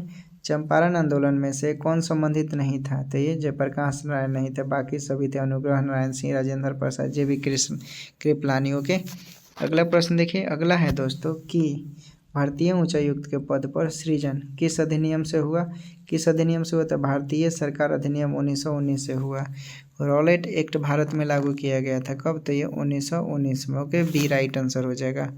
अगला प्रश्न देखिए। अगला है दोस्तों कि रॉलेट एक्ट का भारतीय राष्ट्रीय कांग्रेस ने विरोध किया क्योंकि इसका लक्ष्य था तो यानी व्यक्तिगत स्वतंत्रता की समिति। ओके, ए राइट आंसर। जालियांवाला बाग में प्रदर्शन के लिए क्यों लोग जमा हुए थे? तो ये जमा हुए थे किचलू तथा सत्यपाल के बंदी बनाने के विरोध में। ओके, इन दोनों को अरेस्ट कर लिया गया था। न बिना दलील कानून का वकील था, ना दलील ना वकील। ओके, अगला प्रश्न देखिए। अगला है जालियांवाला बाग नरसंहार किस गांधीवादी सत्याग्रह के संबंध में हुआ था? तो ये रॉलेट सत्याग्रह। ओके, 1919। अगला है रविन्द्रनाथ टैगोर ने अपनी नाइटहुड उपाधि किस कारण त्याग दी? तो जालियांवाला नरसंहार के कारण, सी राइट आंसर हो जाएगा। अगला प्रश्न देखिए। अगला क्या है? अगला है दोस्तों कि लंदन में 13 मार्च 1940 को सर माइकल ओडायर को गोली मारा था किसने? 67 में पूछा गया था। ओके, उधम सिंह ने। Okay, D right answer. किसने खिलाफत आंदोलन को हिंदुओं और मुसलमानों की एकता के एक ऐसे अवसर के रूप में देखा जो 100 वर्षों में भी ऐसा प्रस्तुत नहीं देखने को मिलेगा? तो ये महात्मा गांधी ने, सी राइट आंसर हो जाएगा। अगला प्रश्न देखिए। अगला है कि वर्ष 1919 भारतीय इतिहास में संबंधी है कौन? कौन संबंधित है? तो जालियांवाला बाग त्रासदी, बी राइट आंसर।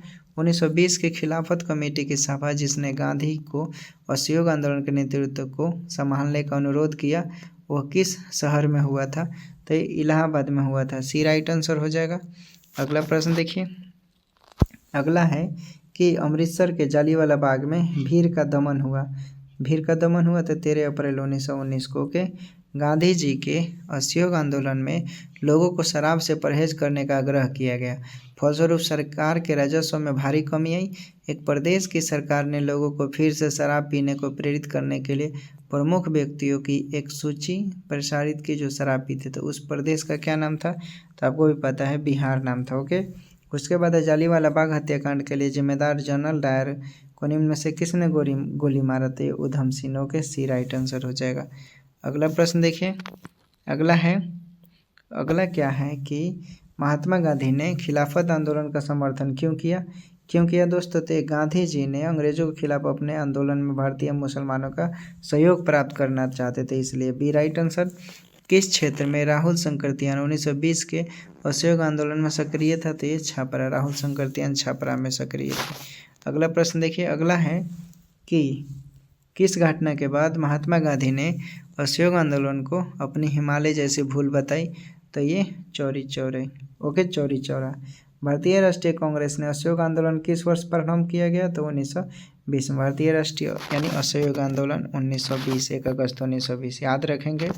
अगला प्रश्न है, गांधी जी ने असहयोग आंदोलन कब प्रारंभ किया? तो ये 1920 में।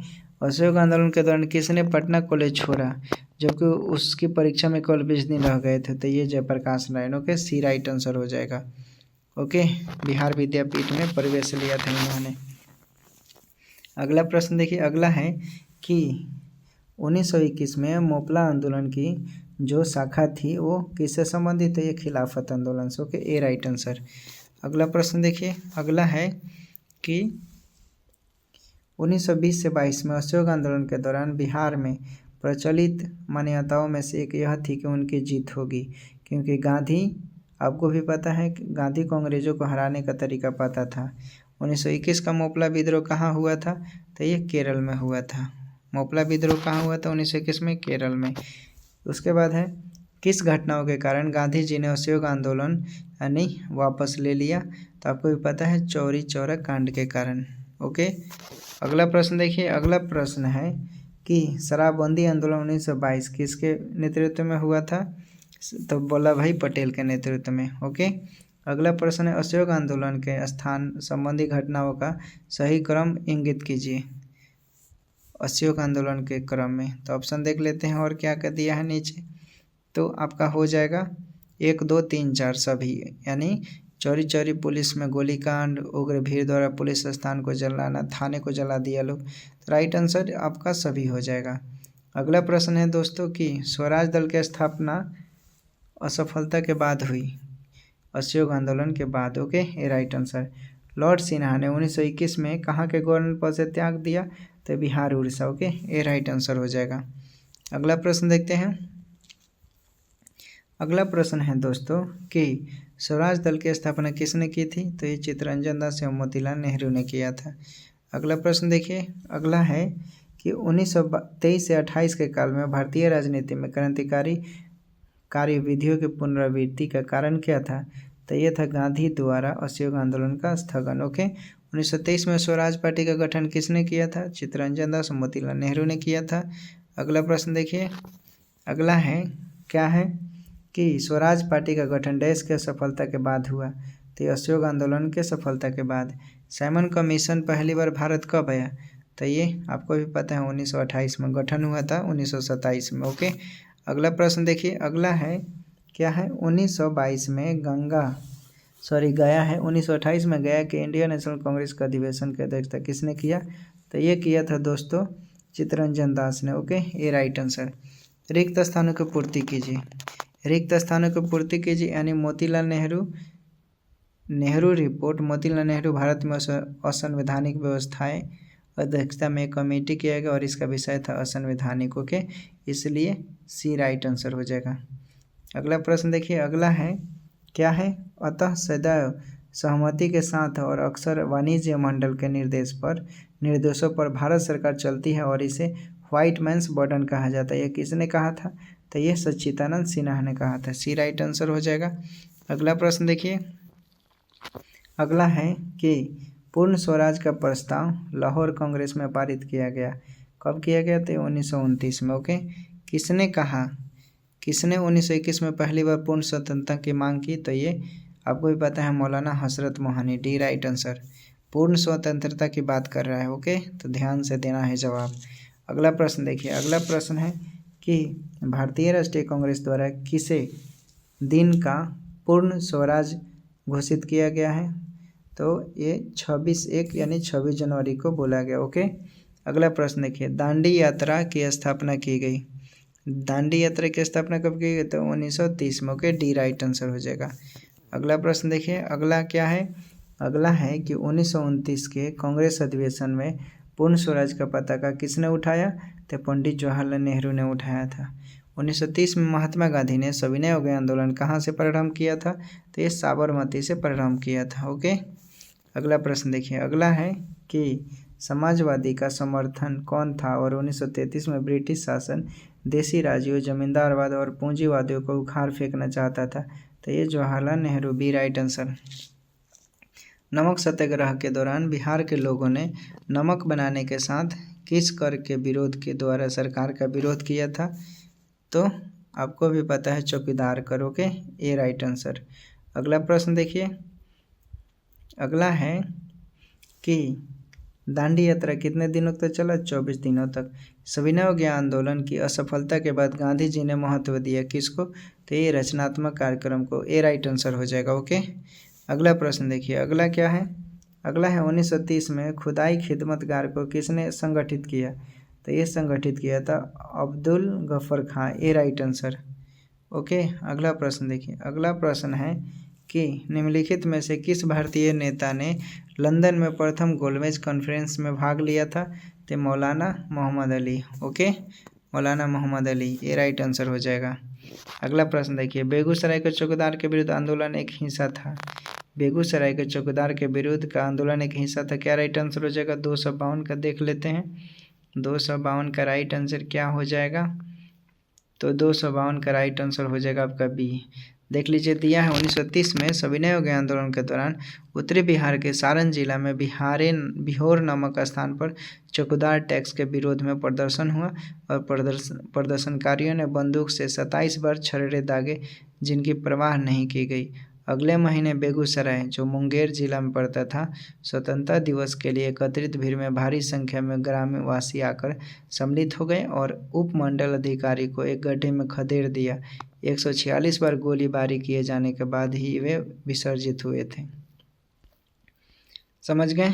अगला प्रश्न देखते हैं। अगला प्रश्न है दोस्तों, गांधी इरविन समझौता कब हुआ था? 5 मार्च 1931। द्वितीय गोलमेज सम्मेलन किस प्रश्न पर असफल हो गया? तो सांप्रदायिक प्रतिनिधित्व पर। ओके, अगला प्रश्न देखिए, अगला प्रश्न है कि निम्न में से कौन सा गोलमेज सम्मेलन 1932 में हुआ था? तो ये तीसरा हुआ था। महात्मा गांधी दिसंबर 1931 में खाली हाथ कहाँ से भारत लौटे? तो ये लंदन से वापस लौटे थे। देख लीजिए, महात्मा गांधी कांग्रेस के एकमात्र प्रतिनिधि के रूप में 7 दिसंबर 1931 से प्रारंभ द्वितीय गोलमेज सम्मेलन में भाग लिया, किंतु 28 दिसंबर 1931 को लंदन से खाली हाथ निराश होकर बम्बई पहुंचे। स्वदेश पहुंचने पर उन्होंने कहा कि यह सच है कि मैं खाली हाथ लौटा हूं, किंतु मुझे संतोष है कि जो ध्वज मुझे सौंपा गया था मैंने उसे नीचे नहीं होने दिया और उसके सामान के साथ समझौता नहीं किया। समझ गए? उसके बाद है इम्पोर्टेंट, प्रथम गोलमेज सम्मेलन 12 नवंबर 1930 से 13 जनवरी 1931 तक चला। ओके, उसके बाद 7 दिसंबर 1931 से शुरू हुआ और उसके बाद आपका शुरू हुआ 17 नवंबर 1932। अगला प्रश्न है कि भारतीय राष्ट्रीय कांग्रेस ने किस गोलमेज सम्मेलन में भाग नहीं लिया? तो ये आपको भी पता है, इनमें से कोई नहीं। ओके, क्योंकि एक में तो भाग लिया था उसने। गांधी इरविन समझौता के बाद हस्ताक्षर होने में किसने महत्वपूर्ण भूमिका निभाई? तो ये तेज बहादुर सप्रू, सी राइट आंसर हो जाएगा। अगला प्रश्न देखिए, अगला प्रश्न है 5 मार्च 1931 को निम्न में से कौन सा समझौता हुआ? तो गांधी इरविन समझौता हुआ। अपने किस कार्यकारिणी कमेटी में कांग्रेस ने भू स्वामित्व को समाप्त करने की नीति अपनाई? तो ये अपनाया था कार्यकारिणी कमेटी 1937 को। ओके दोस्तों, अगला प्रश्न देखिए, अगला है कि अगस्त 1932 के रैमजे मैकडोनाल्ड के सांप्रदायिक पंचायत के द्वारा पहली बार एक पृथक निर्वाचक बनाया गया। तो यह अछूतों के लिए बनाया गया, डी राइट आंसर। किस अधिनियम के बारे में जवाहरलाल नेहरू ने कहा था कि हमें एक ऐसी कार दी गई जिसमें सब ब्रेक थे किंतु इंजन नहीं था? तो 1935 अधिनियम को कहा था, डी राइट आंसर हो जाएगा। अगला प्रश्न देखिए, अगला प्रश्न है सांप्रदायिक अवार्ड एवं पूना पैक्ट में क्रमशः दलित वर्ग के लिए कितनी सीटें थी? तो 71 से 147, बी राइट आंसर हो जाएगा। अगला प्रश्न है फरवरी 1938 में बिहार की चुनी हुई सरकार ने किस कारणवश इस्तीफा दिया? तो राजनीतिक बंदियों को छोड़ने के क्रम में। ओके, अगला प्रश्न देखिए, अगला है पुनः समझौता का उद्देश्य क्या था? तो ये दलित वर्गों को प्रतिनिधित्व देना। ओके, अगला प्रश्न देखिए, अगला है बिहार किसान सभा से कौन जुड़ा था? बिहार किसान सभा से कौन जुड़ा था? तो देखिए, बिहार किसान सभा के आंदोलन की शुरुआत की बात करें तो देखिए शाहजानंद सरस्वती के नेतृत्व में हुआ और शाहजानंद सरस्वती ने वर्ष 1929 में इसकी क्या किया? बिहार किसान सभा की स्थापना किया और इस सभा का विस्तार बिहार के गांव में करने में उन्होंने कार्यानंद शर्मा, राहुल शंकर, पंचानंद शर्मा, यदुनंद, ये सभी हो जाएंगे, एक से अधिक हो जाएगा। वो कौन जगह था जहां अखिल भारतीय किसान सभा का पहला अधिवेशन हुआ? तो ये लखनऊ था। ओके, अगला प्रश्न देखिए। अगला है कांग्रेस सोशलिस्ट पार्टी की बैठक कब हुई थी? कांग्रेस सोशलिस्ट पार्टी की पहली बैठक हुई थी कहाँ? तो ये पटना में हुआ था 1934 में। स्वामी सहजानंद सरस्वती ने भूमि और जलमार्ग के राष्ट्रीयकरण की मांग के साथ अखिल भारतीय संयुक्त किसान सभा का गठन किया। कब किया था? तो ये उनकी मृत्यु से ठीक पहले, ये राइट आंसर हो जाएगा। अगला प्रश्न देखिए। अगला प्रश्न है अखिल भारतीय किसान कांग्रेस का गठन किया गया था तो 1936 में। भारतीय ट्रेड यूनियन कांग्रेस के पहले अध्यक्ष कौन थे? तो ये लाला लाजपत राय। ओके, सी राइट आंसर हो जाएगा। अगला प्रश्न देखिए। अगला प्रश्न है क्या है? 1936 में लखनऊ में अखिल भारतीय किसान सभा का प्रथम अध्यक्षता किसने किया? तो ये स्वामी सहजानंद सरस्वती ने किया। ट्रेड यूनियन आंदोलन के क्रांतिकारी चरण का समय था तो ये 1926 से 1939। अगला प्रश्न देखिए। अगला प्रश्न है कांग्रेस सोशलिस्ट पार्टी की पहली बैठक पटना में कब हुई? तो 1934 में। अगला प्रश्न है जयप्रकाश नारायण किस नाम से पहचाने जाते हैं? तो आपको भी पता है, Loknayak. Okay, B right answer. अगला प्रश्न देखिए। अगला प्रश्न है जयप्रकाश नारायण किस पार्टी से संबंधित थे? तो कांग्रेस समाजवादी। ओके, सी राइट आंसर। लोकनायक के नाम से किसे जाना जाता है? तो ये जयप्रकाश नारायण को। उसके बाद जयप्रकाश नारायण दिवस कब मनाया जाता है? तो जयप्रकाश दिवस मनाया गया कब सबसे पहले? तो अप्रैल 1946 से। उस समय से यह मनाना शुरू हो गया। उसके बाद है जयप्रकाश नारायण इस पार्टी से जुड़े थे, किससे जुड़े थे? तो कांग्रेस सोशलिस्ट पार्टी से, समाजवादी जिसे बोलते हैं। 1938 में भारतीय राष्ट्रीय कांग्रेस का अध्यक्षता कौन निर्वाचित हुए थे? तो ये Subhash Chandra Bose. Okay, B right answer. अगला प्रश्न देखिए। अगला प्रश्न है बिहार सोशलिस्ट पार्टी के संस्थापक कौन थे? तो ये जयप्रकाश नारायण थे। प्रांतीय सरकारों का गठन निम्नलिखित में से किस अधिनियम के तहत किया गया था? तो 1935 अधिनियम के तहत। ओके, अगला प्रश्न देखिए, बहुत ही इंपॉर्टेंट है फ्रेंड ये सब सेशन। देखिए, all India state people's conference का गठन कब हुआ? तो ये हुआ था 1927 में। सी राइट आंसर हो जाएगा। अगला प्रश्न देखते हैं। अगला प्रश्न है इंपीरियल कैडेट कॉर्प्स की स्थापना किसने की? तो लॉर्ड कर्जन ने की। द्वितीय विश्व युद्ध के समय ब्रिटेन का प्रधानमंत्री कौन था? तो विंस्टन चर्चिल था। ओके दोस्तों, अगला प्रश्न देखिए। अगला प्रश्न है 1927 की बटलर कमेटी का उद्देश्य क्या था? तो देखिए, भारत सरकार तथा देशी राज्यों के मध्य संबंध को सुधारना। नाउ और नेवर पैम्पलेट किसने लिखा? तो रहमत अली ने लिखा। नाउ और नेवर रहमत अली ने लिखा। ओके, चलिए अगला प्रश्न देखते हैं। अगला है कि पाकिस्तान के अलग राज्य आंदोलन का नेतृत्व किया किसने किया था? तो ऑप्शन देख लेते हैं। और फ्रेंड, तो इसका राइट आंसर हो जाएगा मोहम्मद अली जिन्ना ने किया था। ओके, चलिए अगला प्रश्न बताइए। अगला है मुस्लिम लीग द्वारा पाकिस्तान की स्थापना की मांग करने वाला प्रस्ताव पारित किया गया कब? तो 1940 में किया गया। किसकी दृष्टि में क्रिप्स प्रस्ताव एक टूटते हुए बैंक के नाम पर एक उत्तर दिनांकित चेक के रूप में कहा? तो ये जवाहरलाल नेहरू ने कहा था। ओके, चलिए अगला प्रश्न बताइए। अगला है व्यक्तिगत सत्याग्रह किसने आरंभ किया? तो ये विनोबा भावे ने आरंभ किया। देख लीजिए, कांग्रेस ने अगस्त प्रस्ताव विरोध तथा युद्ध में अपने को अलग सिद्ध करने के लिए 17 अक्टूबर 1940 को व्यक्तिगत सत्याग्रह क्या किया? शुरू किया। विनोबा भावे प्रथम सत्याग्रही थे तथा जवाहरलाल नेहरू दूसरे थे। और तीसरे कौन थे? आप लोग कमेंट कर बताइएगा। भारत छोड़ो आंदोलन का नेतृत्व किया था, किसने किया था भारत छोड़ो आंदोलन का नेतृत्व? तो इनमें से किसी ने नहीं किया था। ओके दोस्तों, चलिए अगला प्रश्न देखते हैं। अगला प्रश्न है व्यक्तिगत सत्याग्रह आंदोलन के प्रथम सत्याग्रही कौन थे? तो ये विनोबा भावे थे।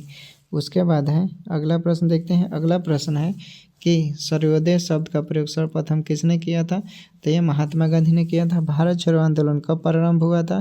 तो ये 9 अगस्त 1942 को हुआ था भारत छोड़ो आंदोलन।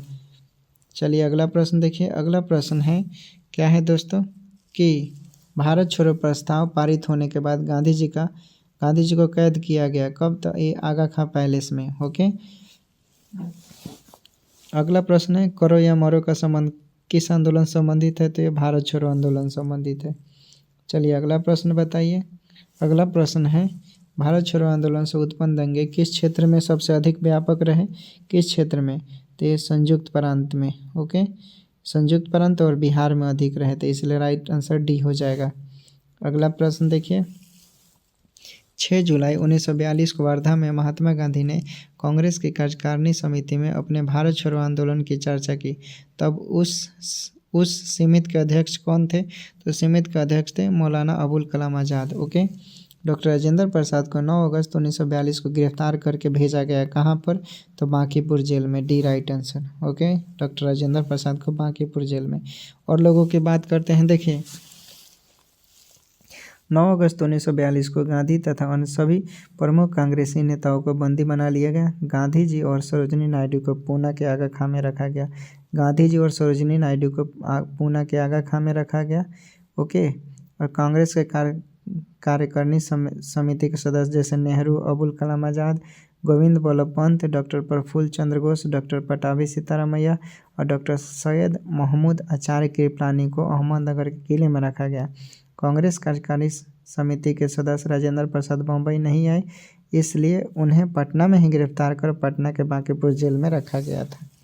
ओके दोस्तों, चलिए अगला प्रश्न देखते हैं। अगला है, 7 दिसंबर 1942 को श्री योगेंद्र शुक्ल कहाँ लाए गए?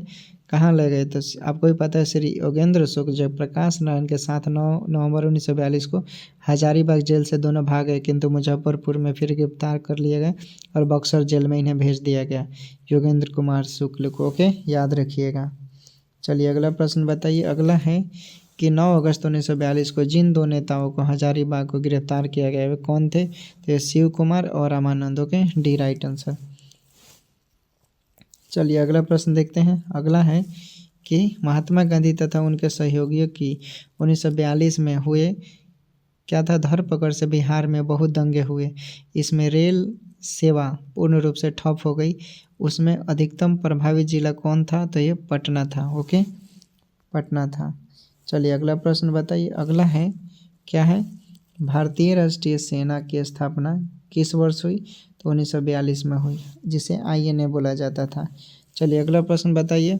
जयप्रकाश नारायण को राष्ट्रीय स्तर के नेता की पहचान किस संदर्भ में मिली? तो ये भारत छोड़ो आंदोलन। ए राइट आंसर। इनमें से 1945-46 में दिल्ली में हुए INA के मुकदमे के पक्ष में पेश हुए वकील थे Bhulabhai Desai. B right answer. अगला प्रश्न देखिए। अगला है, आज़ाद हिंद सरकार के निर्माण की घोषणा की गई। तो 21 अक्टूबर 1943 को। देखिए, आज़ाद हिंद सरकार के निर्माण की घोषणा 21 अक्टूबर 1943 और सच्चिदानंद सिन्हा किसके साथ जुड़े थे? तो ये जुड़े थे, इनमें से किसी के साथ नहीं। ठीक है, सच्चिदानंद सिन्हा की बात करें तो खाली ये क्या अस्थायी अध्यक्ष बने थे, अस्थायी अध्यक्ष, बाकी इनका कोई योगदान नहीं था। ओके, चलिए अगला प्रश्न देखिए। 1943 में आज़ाद हिंद फौज अस्तित्व में आया सिंगापुर में। Okay, Akhil Bharatiya forward block की स्थापना के लिए सुभाष चंद्र बोस उनसे कौन जुड़ा और INA आंदोलन के साथ भी जुड़ा? कौन? तो ये सिलभद्र याजी। ओके, सी राइट आंसर हो जाएगा। ठीक है दोस्तों, चलिए अगला प्रश्न देखिए। अगला है कि INA किसके दिमाग की उपज थी और किसने इसकी स्थापना की? तो ये किया था डॉक्टर मोहन सिंह। ओके, उन्हीं के दिमाग की उपज थी। चलिए अगला प्रश्न, ये मिलान करना है इसमें, तो देखिए 1 का 2 हो जाएगा। बरदोली गुजरात में पड़ता है, ठीक है, और चौरी चौरा आपको भी पता है उत्तर प्रदेश में पड़ता है। चौरी चौरा उत्तर प्रदेश में पड़ता है। यरवदा महाराष्ट्र में पड़ता है। नोआखली पश्चिम बंगाल में पड़ता है। देख लीजिए अब क्या राइट आंसर होगा। ओके, उसके बाद है फॉरवर्ड ब्लॉक की स्थापना किसने किया? तो सुभाष चंद्र बोस ने किया। ओके दोस्तों, अगला प्रश्न देखिए। अगला प्रश्न है, कैबिनेट मिशन भारत में आया था। कैबिनेट मिशन भारत में कब आया था? तो आपको भी पता है, कैबिनेट मिशन 24 मार्च 1946 को आया था। भारत के विभाजन के समय भारतीय राष्ट्रीय कांग्रेस का अध्यक्ष कौन था? तो ये JB कृपलानी था। ओके, चलिए अगला प्रश्न देखिए। अगला है, कैबिनेट मिशन की अध्यक्षता किसके द्वारा की गई? तो सर पैथिक लॉरेंस। ओके, 3 लोग थे इसमें और पैथिक लॉरेंस नेतृत्व कर रहा था। सन 1947 के भारतीय राष्ट्रीय कांग्रेस के दिल्ली अधिवेशन की अध्यक्षता किसने किया? तो ये राजेंद्र प्रसाद ने किया। ओके, अगला प्रश्न देखिए। अगला है, इनमें से कौन कैबिनेट मिशन के सदस्य नहीं थे? तो ये वेवल नहीं थे। Okay, Wavell. उसके बाद वो कौन सा कांग्रेस अध्यक्ष था जिसने क्रिप्स मिशन और लॉर्ड वेवल दोनों से वार्ताएं की? तो ये अबुल कलाम आज़ाद। ये राइट आंसर हो जाएगा। आपको भी पता है 1940 से 46 के बीच कोई सेशन ही नहीं था। आप समझ गए क्यों। उसके बाद इलाहाबाद में संपन्न कांग्रेस कार्यकारिणी समिति का बैठक अप्रैल मई 1942 से निम्नलिखित सदस्यों में से एक सदस्य भारत के नाजीवाद, फांसीवाद, साम्राज्यवाद विरोधी निश्चित रुख कारण जापान के विरुद्ध गोरिल्ला युद्ध की अपनी योजना के पक्ष में बहुमत जुटाने में सक्षम हुए थे। ये कौन थे? ये जवाहरलाल नेहरू थे। डी राइट आंसर हो जाएगा। अगला प्रश्न है, क्या है? अंग्रेजों द्वारा भारतीयों को 1947 में सत्ता हस्तांतरित किए जाने के समय कांग्रेस अध्यक्ष कौन था? तो ये JB कृपलानी था। नागरिक सेवा के लिए प्रतियोगी परीक्षा प्रणाली को सिद्धांत स्वीकार किया गया तो 1853 है। चलिए अगला प्रश्न बताइए। अगला है कि निम्नलिखित में से किस अधिनियम के तहत लॉर्ड कॉर्नवालिस को अपनी काउंसिल के फैसले को रद्द करने का अधिकार मिला था? तो ये 1786 एक्ट के तहत। अमेरिका में फ्री हिंदुस्तान अखबार किसने शुरू किया?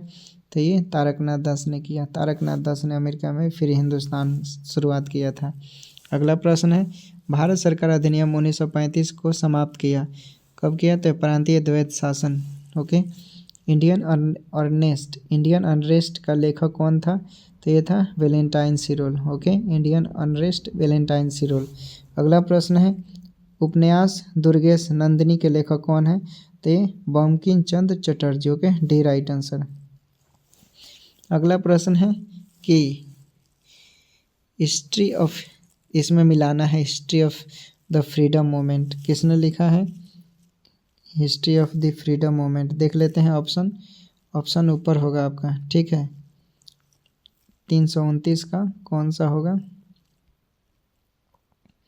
329 का यहाँ पर देख लीजिए, एक्सप्लेन कर दिया है।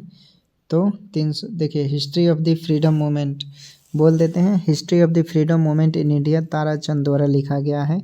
ओके, अब भारत का स्वाधीनता संग्राम का इतिहास है। आनंद मठ की रचना बंकिम चंद्र चटर्जी ने किया। इसका कथन सन्यासी विद्रोह पर आधारित है। प्रिसेप्ट्स ऑफ जीसस राजा राम मोहन राय ने लिखा। और आवर इंडियन मुसलमान W हंटर की रचना के दत्ता ने किया है। History of the freedom movement in Bihar की रचना है। चलिए अगला प्रश्न देखते हैं। अगला प्रश्न कहाँ गया? यहाँ से देखते हैं। ये तो हो गया आपका। अखबार देख लेते हैं। निम्नलिखित में से किस अखबार का प्रकाशन पटना से होता था? तो इंडियन नेशन की। ओके, इंडियन नेशन की प्रकाशन पटना से होता था। चलिए अगला प्रश्न देखिए। अगला है कि झंडा गीत किसने लिखा? तो ये श्यामलाल पार्षद ने लिखा झंडा गीत। 1908 में बाल गंगाधर तिलक को जेल हुई थी 6 वर्ष के लिए। किसके द्वारा मंदिरों में प्रवेश के अधिकार की मांग की प्रस्तुति के कारण 1899 में तिरुनेलवाली में भयंकर दंगे हुए। तिरुनेलवाली में भयंकर दंगे हुए। तो ये मारवा। ओके, सी राइट आंसर हो जाएगा, मारवा के कारण। चलिए अगला प्रश्न देखिए। प्रथम भारतीय जिन्होंने स्वाधीन भारत में गवर्नर जनरल का पदभार ग्रहण किया तो सी राजगोपालाचारी। भारतीय राजनीतिक में 1947 के बाद किस महिला ने सर्वाधिक योगदान दिया था? तो ये अरुणा आसफ अली। ए राइट आंसर। अगला प्रश्न देखिए। अगला प्रश्न है कि कौन से प्रसिद्ध भारतीय गुरुदेव के नाम से जाने जाते थे? तो रविंद्रनाथ टैगोर। ओके, हम बहुत बड़ी भूल करेंगे यदि हम बिहार की जनता और उनके मंत्रिमंडल को लीग के नेताओं के हिंसक व असभ्य आक्रमणों के आगे आरक्षित छोड़ देंगे। और वर्ष 1946 में यह बात किसने बोली? तो ये सरदार पटेल ने। Okay, D right answer. चलिए अगला प्रश्न देखिए। अगला है कि जय जवान जय किसान का नारा तो बहुत सिंपल, लाल बहादुर शास्त्री। अगस्त 1923 में बनारस हिंदू महासभा के अधिवेशन की अध्यक्षता किसने किया? तो पंडित मदन मोहन मालवीय ने किया। ओके दोस्तों, चलिए अगला प्रश्न देखते हैं। अगला है कि फ्रंटियर गांधी किसको बोलते हैं? तो अब्दुल गफर खां को बोलते हैं। राज्य विभाग की स्थापना किसकी अध्यक्षता में की गई? तो सरदार पटेल की अध्यक्षता में की गई। ओके, चलिए अगला प्रश्न। राजेंद्र प्रसाद कहाँ के रहने वाले थे? बिहार के रहने वाले थे। रामचंद्र शर्मा किस गांव के थे? तो अमहारा के रहने वाले थे। उसके बाद स्वतंत्रता पूर्व बिहार में निम्नलिखित में से एक वर्चस्वशाली जाति नहीं थी, तो ये कुर्मी नहीं थी। ओके, आज़ादी के पहले इनका कोई वर्चस्व नहीं था। अगला प्रश्न है, जगत नारायण लाल को किस जेल में भेजा गया?